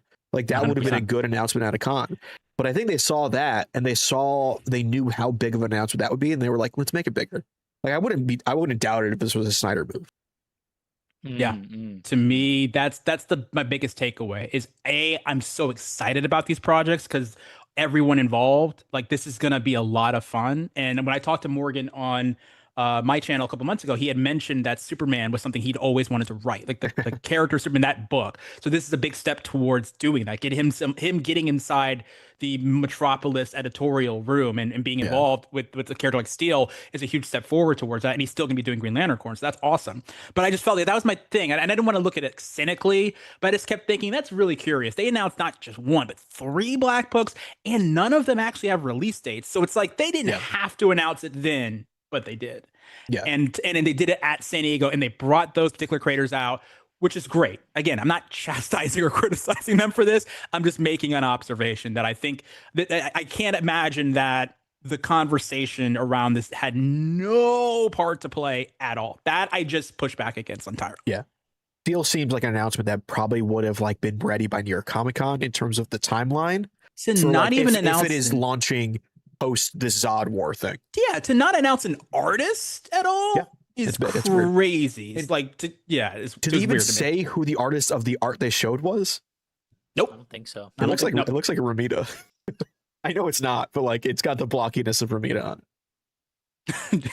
Jay Sage says, "Not gonna lie, these announcements have your damn energy." Yeah, that's kind of how I felt about it. Which I'm super happy for all the creators involved. And again, I'm not crediting like the noise of it all to these things existing, but I do think that the way they announced it and made it public was part of that. Yeah. Let's shift over to Marvel because we've gotten through all the DC announcements that we're going to cover. DC, we know, owned San Diego Comic-Con. Not even Marvel's Hall H was enough to take away that momentum, I don't think. I think DC's comics section beat out Marvel's comic and film section, which is quite a feat. Sorry, Gavin and Givenchy in the chat. A current Flash artist says, "This is interesting to be on the inside of." All right, keep your secrets, Gavin. Yeah, my DMs are open. I saw that thread, picture of a whole class of you. That was cool. Yeah, so Gavin perusing around with Comics Pals Fell and Jim Lee. I saw that pic of him with Jim Lee, and I said, "Hey, wait, Gavin's not real because if Gavin's real, he knows about Jim Lee Watch, and he's the closest person we've had to Jim Lee. Come on, Gavin."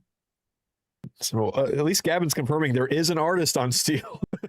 Which I always, imagine so, but yeah. It's interesting that there is an artist, but they simply chose not to tell us, which stands to reason that would have been the case. What do you think if you just had to? It's so funny to have this conversation. Freaking Gavin sitting here right here knowing it, but like, who do you? Why do you think they wouldn't announce artists? Like, what would be your guess if you had to guess?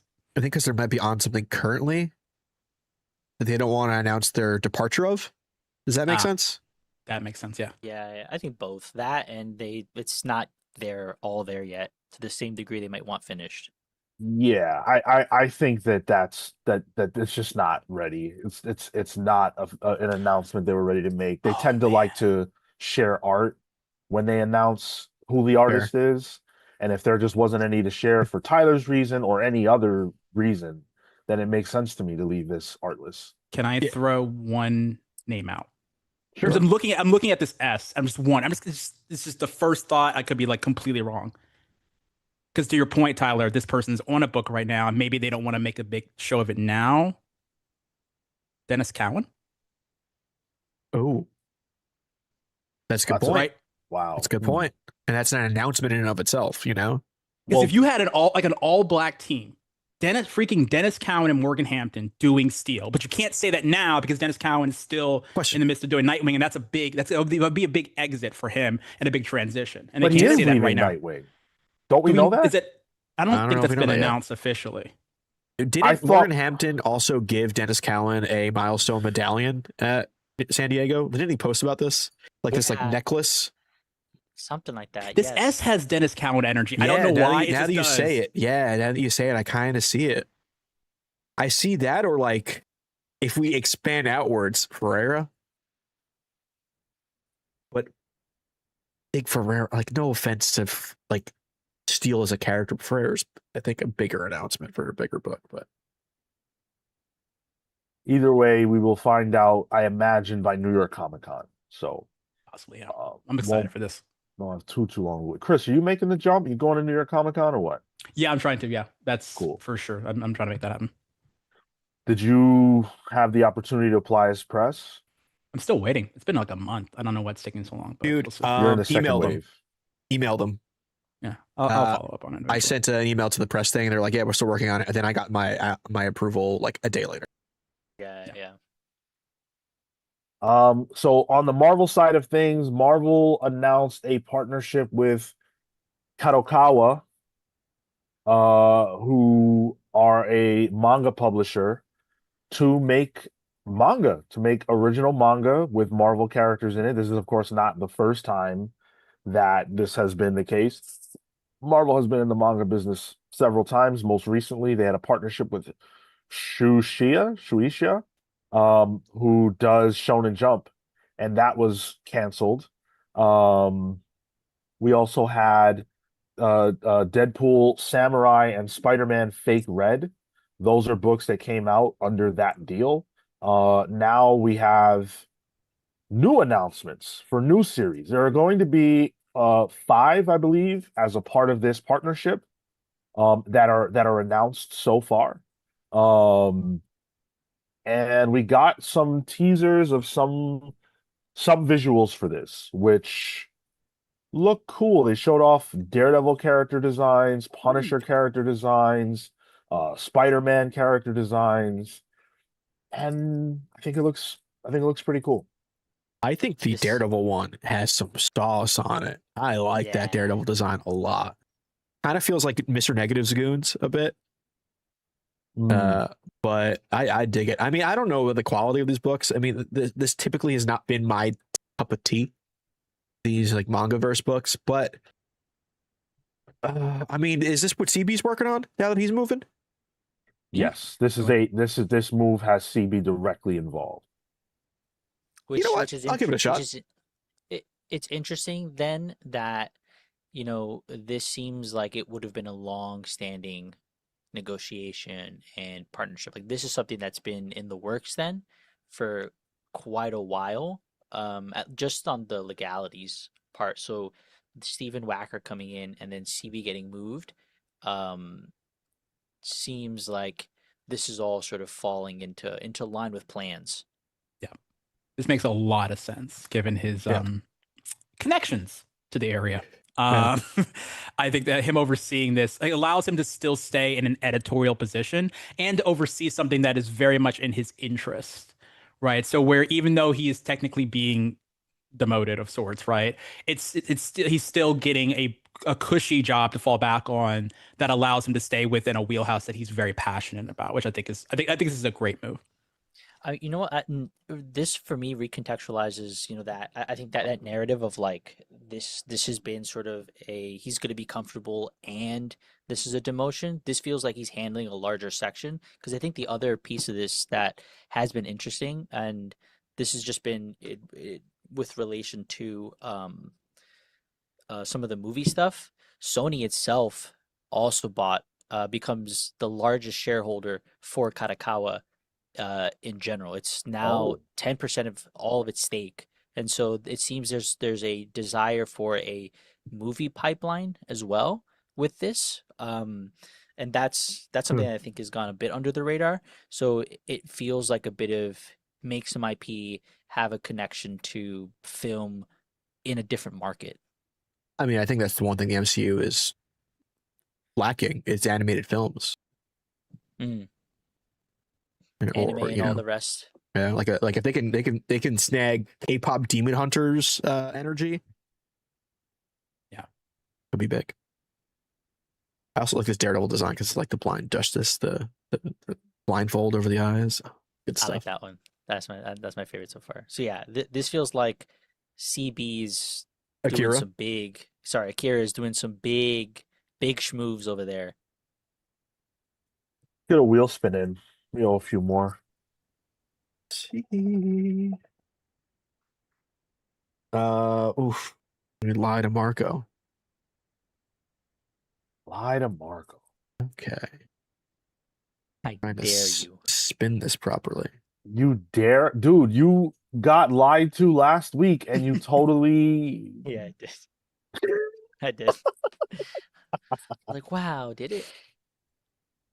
Well, I mean, this is Marco. This manga in the manga verse it's not out of the realm of what they've previously done. You know, they've done a lot of manga type books before. I mean, there's the manga verse Spider-Man, which is that guy like the web wrappings around his hand. But then there was the Ghost Cycle as well, the manga verse version of like a Ghost Rider, which the name was stupid, but that was big in the early 2000s. And that was also around the time that DB was working as an editor, but I guess wasn't editing that at the time.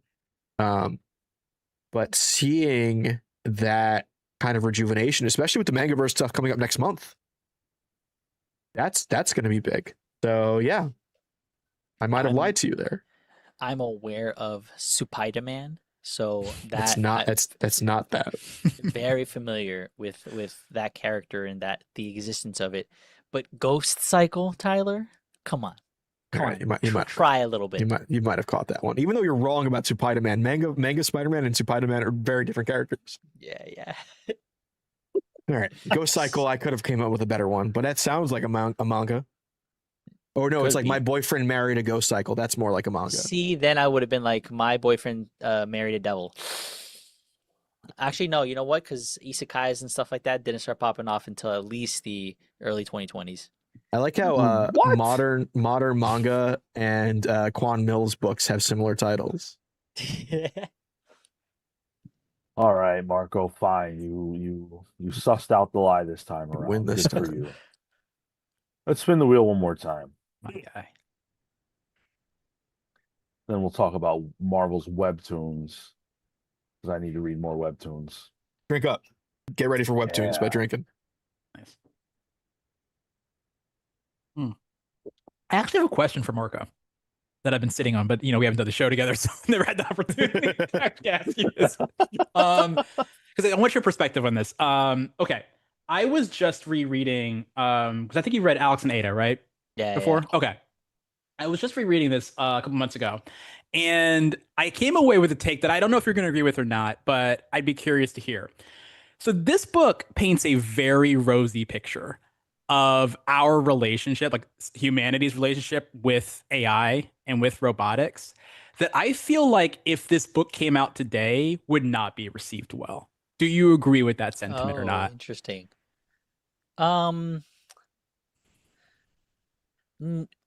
No, and I haven't read it in years, granted, but I would say no only because I think it's a romance book first and a conversation around AI second, right? Like the premise is around two people finding each other, but the means are through AI and through this like Ethernet sort of internet space, right? So I think it still would be received well for what it is. I don't think it'd have a hard time right now.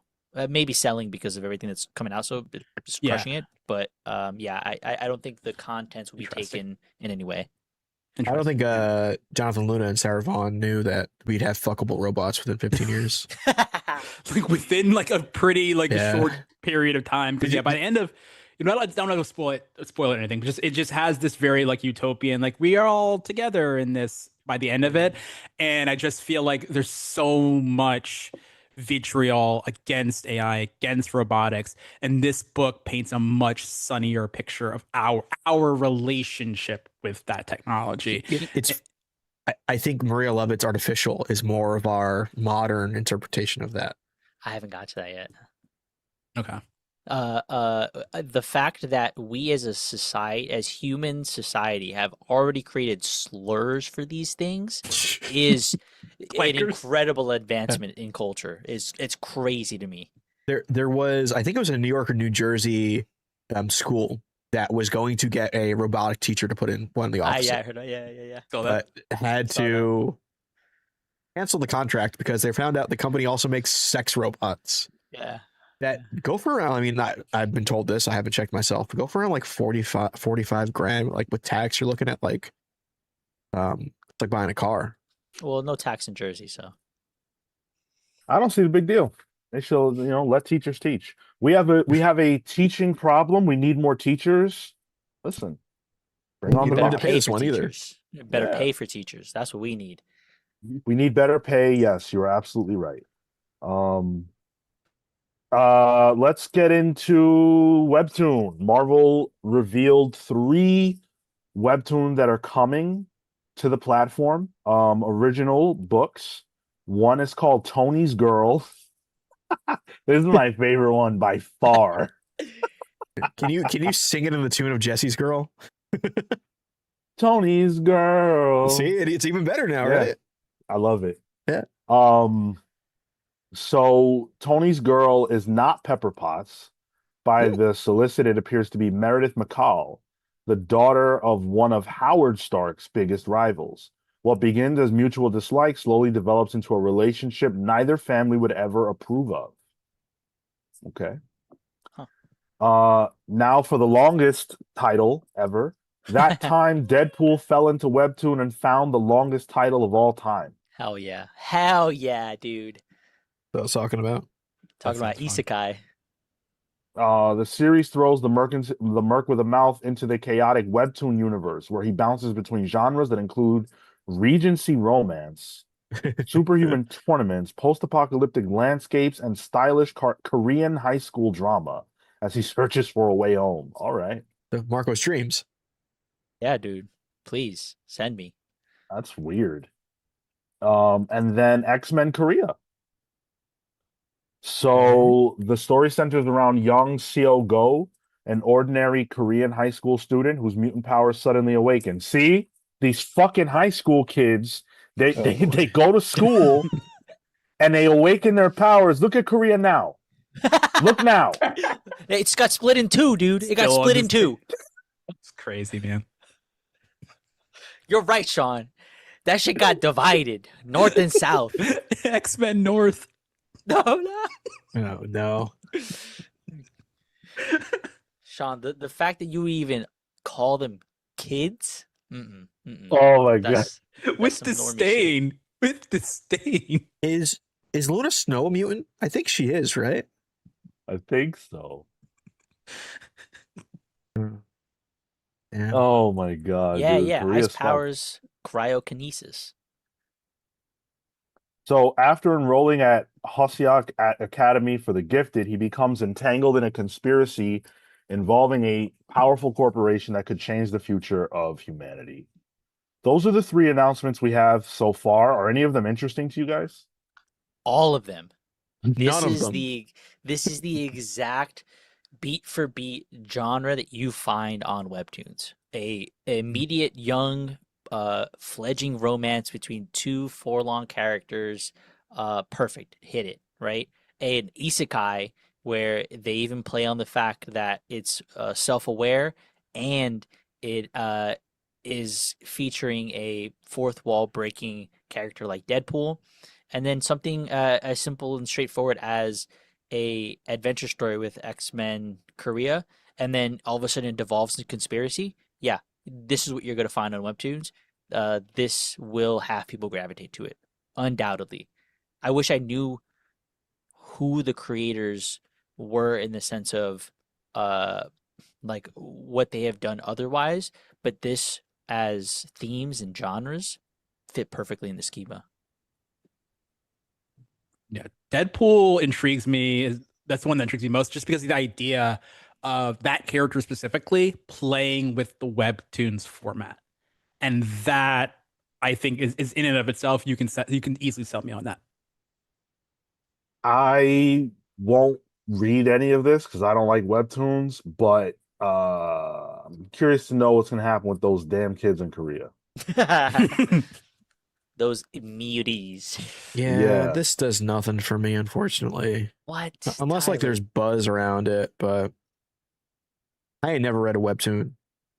I ain't never. I just Damn, nope. speaking of which, where's Pat? It's probably He's his a dad now. Jeez. Yes, Yeah, that's you so got- true. Let gotta him take care of his baby. chill. He's got to be inside doing tummy time. Oh shit. And then the last one we're gonna get into here is that Spider-Woman is getting a book. No, I'm not talking about the 50th anniversary special. I'm talking about an ongoing series that's going to be launching in November. Dan Waters and Andrea Briccardo will be the creative team behind this. The solicit reads, Carnage never looked so good. Old foes back from the dead, mysteries around every corner, and a bloodthirsty Carnage just barely kept contained. It's a recipe for Spider-Woman's darkest adventure yet, as the darkness within Jessica Drew threatens to break free. Huh. I like Dan Waters. It's on the Yeah, preview pages of this. Yeah, it looks cool. Yeah. Andrea Picardo did what was it? The Chasm book. Chasm with Kane. There was like a Chasm book after Dark Web that was pretty good. So I'm familiar with his art. And I was actually like so annoyed at the Spider-Woman 50th anniversary book. And I was like, that's all? Really? Fuck you guys. So it's cool that like I might have jumped the gun in my judgment there because Spider-Woman's one of my favorite characters. So knowing that it's a writer that I actually enjoy writing her book, I'm down. I'm ready for it. Even though this kind of spoils Spider-Versity at this point, but whatever. It's also worth pointing out that Ricardo is the artist behind the special as well. So we are cool. seeing this team continue to tell stories with Jessica Drew. I think the art looks fantastic, actually. I've never seen Ricardo that I recall, but I think this looks great. I love this style for a Jessica Drew book. And there is this wrinkle of, I guess, her having the Carnage symbiote or something like that. It's interacting with it for sure. After Death Spiral, the Carnage symbiote gets like severely depowered where it only becomes like roach sized. Like it's very like, oh, I can't do anything. So it found the Spider-Versity students and it got attached to that other Spider Girl from Hawaii. But Spider-Woman is like the head mistress of that Spider-Versity. So I guess that's where that storyline is going. Gotcha. Is that why her eyes all like that? I don't know yet. Book's not over. I think that stands to reason. But we will have to see. So that's it. That's all that we are going to be discussing as far as San Diego Comic-Con goes. The show's not over. We still got to play the Goat or Woke game. But now that San Diego is in the books, how do you feel about this year's event overall? I think DC won. DC fandom who? I would Hierarchy of power, baby. Yeah, I think overall, big announcements, more for the contents of what we'll be getting in the pages from DC, I think. But for Marvel, for what it's worth, there were some back end things that I think are interesting that will have ramifications in the future, and of course, obviously, all the movie stuff. So, I don't know. I think it's a successful San Diego Comic-Con, both on a comics front and on a film front, which I think stands to reason is a good San Diego Comic-Con overall for fans. Yeah, I mean, and we didn't really touch on, I think, the cool absolute stuff. But I don't know if you guys touched. Was it last we Saturday? did last week, yeah. You did? Yeah, Okay. yeah. Yeah, just in terms of like the issue 25s and Black Canary and all of that, and between that and Next Level, it just feels like DC has really taken that baton and they ain't trying to give it back to nobody at all, really. And I think Marvel's presentations overall were just pretty muted. I talked about it in a video this week that I just was very surprised given the rollout and timing that they didn't really bring anything with the midnight panel side of things. Like they didn't say anything that they hadn't already said in previous press releases and comments about it. So I was very, because that's their big thing. That's the next big thing that Marvel really has going for them. And they didn't use San Diego Comic-Con to really drop any sort of bombshell with that. So that was just really disappointing. Overall, yeah, there's a lot of really big things that DC brought to the table. And I'm also catching up with the Energon's panel as well. Just comics are in a great place, man. And I thought they used the convention to kind of tell us that, hey, man, the year that comics have had, it's only going to go up from here. Yeah, I agree. I think this was a great San Diego Comic-Con. It felt good to be a comics fan and see just all these wonderful announcements, all the excitement. Even Marvel, like people have decried them and what they gave at this event. And look, it wasn't their best showing by any stretch, but I think they still had some stuff that I'm interested in. And I'm happy to be able to say that, the publishers of note came, they showed up, they did what they could.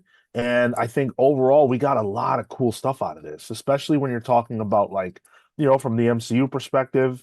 We know about Ghost Rider, we know about freaking Black Panther, and not all of us saw it, but those of us who did see that second trailer for Avengers Doomsday, come on, man. Grainy as it was, that shit was crazy. So on the whole, did you watch it, Tyler? I did. Yeah. Oh, okay. What did you think of it? I listened to it, really. We'll see. It didn't really get me that excited, to be honest. Okay. All right. Well, let's jump into the last piece of business, the last couple of pieces of business. I gotta read off the names of the rest of the people who we're celebrating right now. We have an origin coming next week, not this week. And then we're going to play you guys want to play the vote game? Sound good? Worst of all yeah, time? bro. Sure. Yeah. Whoa. All right. Amin, the Almighty Perez, thank you. Houston, the Century Kid Murphy, Young Dende, Faye Fighter Dawudi, Cosmic November, Carter the Owl Shogunate, Steve Swarm Canara, Scripture, The Wardens of the Word, Jack of Some Trades, Cloutier, Emperor MD Wani, Mad Max Pliskin, Jack Grimstone Grimmy, Eli the Mothman, Patrick the Inspiration Zay, Captain Chris Collective. Where can they find you? Plug your channel, Chris. Yeah, you can find me at Chris Covers Comics, talking comics, talking all things. Shout out to anybody who showed up to the live streams last weekend, because we did some live reactions to the panels as they were happening, just refreshing Twitter and 50 tabs. It was it was madness. I saw you, dude. Yeah, I was there. And this week I put out a video on the just my thoughts on like how Marvel and DC both approach their panels and kind of how that's a reflection of where the companies are at. So yeah, if you want to enjoy the thoughts I shared here, you can find me over there. Ray Lytle, Super Job, Into Gray, Ash the Golem, Just Unseen, Super Job, your origin is next up, brother. Ryan Spain, Spider Mankey, Idle Wilder, Anonymous, DC Crane, and Sean. I wonder who that is. I've heard that many times. Sometimes it's in a bad context. Sometimes it's in a good context. Oh boy. Hey, yo, oh hey, whoa, boy. whoa. Oh Easy. boy. Jeez. No, A good context, come on. Kyle says, let's hit those likes and end with over 100. That would be super cool. If we could get over 100 likes before we close out, that would be really nice. But let's jump into the game. Let's play the vote game. This is a game where one or several of us will be chosen by Tyler's randomizer. Then a character will be chosen, and we have to argue for why that character, in this case, is the worst of all time. All right. Who's it going to be? Chris, you're on this list too, so it could be Chris. Let's see. I was solo dolo last week. Mm-hmm. It's all of us this time. What? Yeah. Whoa. I don't think that's happened in a long time, actually. The gods have it in for us. Wow. All right, what character is it going to be? Let's see. It's not Kang. It's just what starts off that. Boom, boom, boom, boom, boom. This is exciting. Professor Pig. Why is Wave the worst character of all time? Oh, man. Wave. Wave. Marco's short-circuiting right now. Wave. I'm waiting for the like picture to pop up Wave. on the stream so I can see who this character is and have. Okay. Oh, this is that Filipino girl. Yeah, actually, Marco doesn't know any of the characters that pop out here, but the Filipino girl he knows, which Hey, whoa, hey, hold on a says second. hold on maybe a second. lot. Yeah. We were in support. Can I go first? I just want to get out. Yeah, go ahead. Here we go.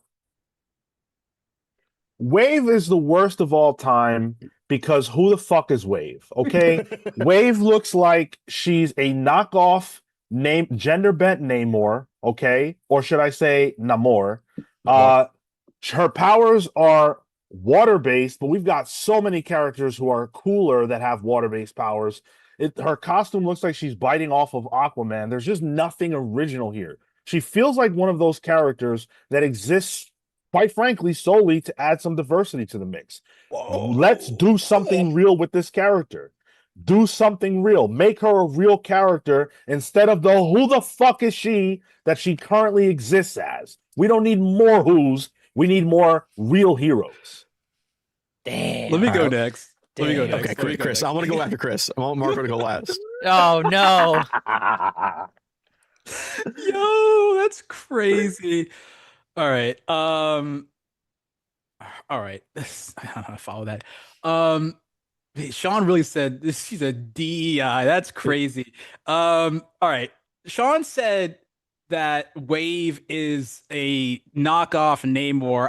I would challenge that to say, how about not Namor, no more? As in, I don't want to see no more of this character. The thing about Wave that is so perplexing to me is like these kind of water-based characters, like characters like Aquaman, have never really stuck with people and really cemented themselves as great characters or powerhouses known, right? So who in their right freaking mind would think that that's the direction we want to go in with a character? So to me, Wave is someone I never want to see again. We quite frankly, we don't really see her in anything ever at all. So yeah, worst of all time, just get out of my face.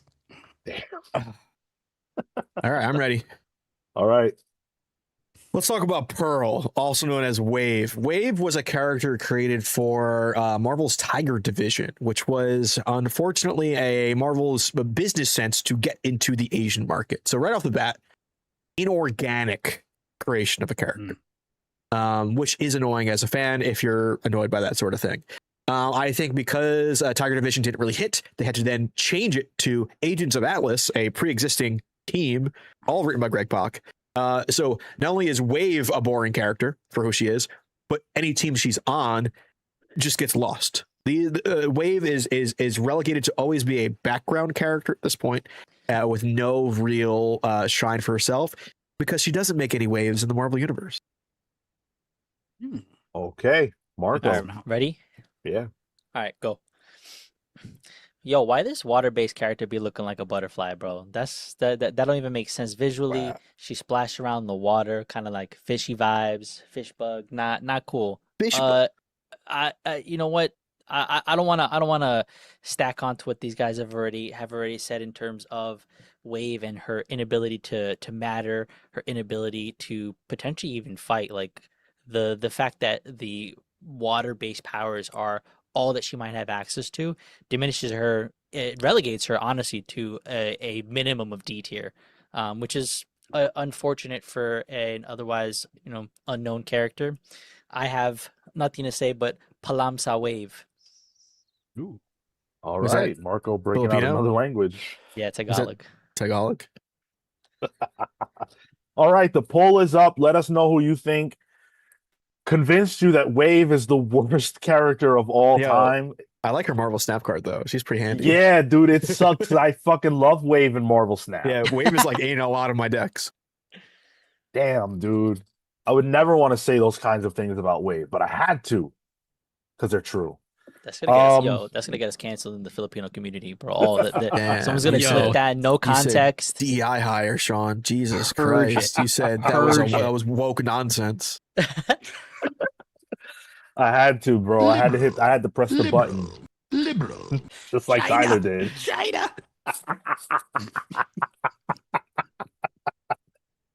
Oh my god, dude.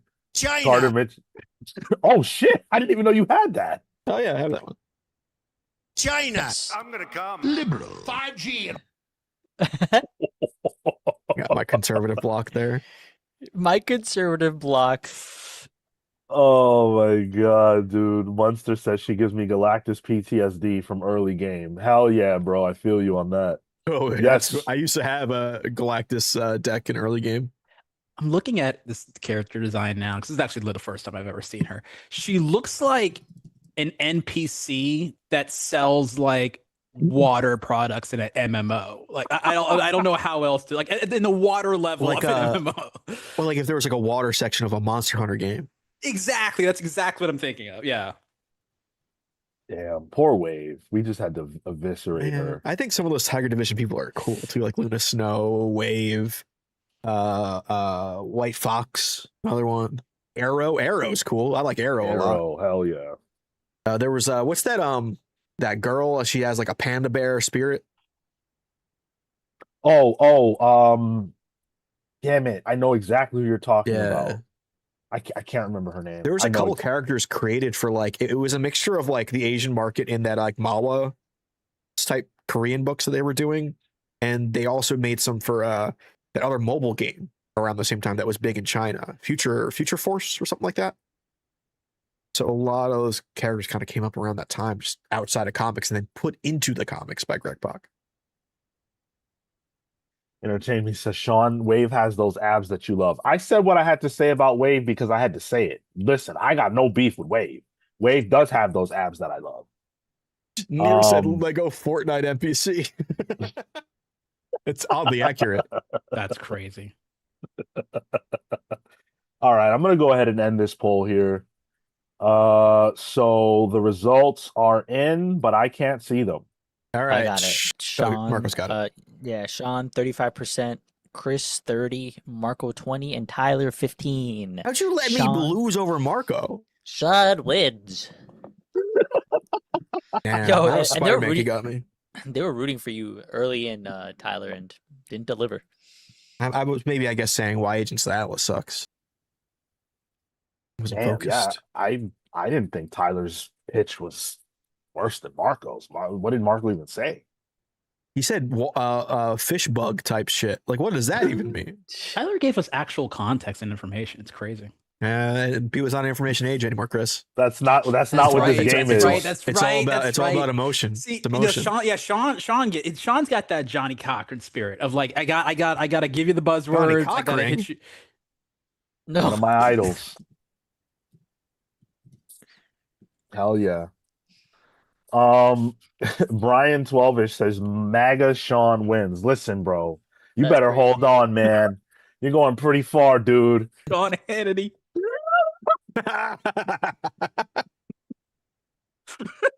Liberal. Nah, fuck that. Hold on. Fuck that. Don't even play like that. That's a flag on the play. Sorry, dude.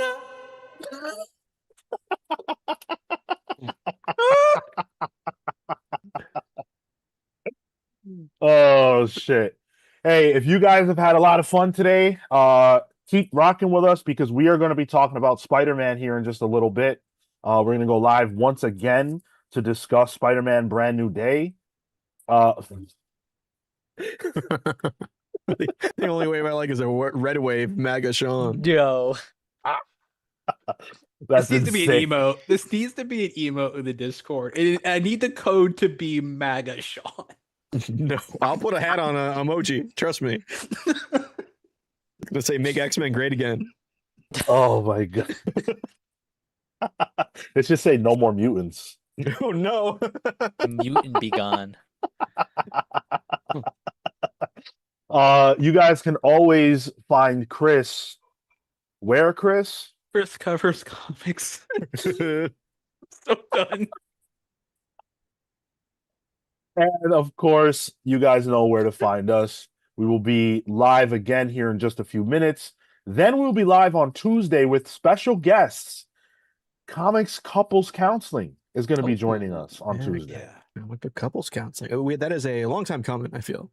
Yeah, years in the making. So that'll be a lot of fun. That's on Tuesday at 8 p.m. Then Thursday, Pals Pulls at 8 p.m. And then before you know it, we're right back here Saturday for the main show. Thank you all so much for watching. It's been incredible rocking with you. We'll see you soon live once again for Spider-Man. Until then, peace, pals.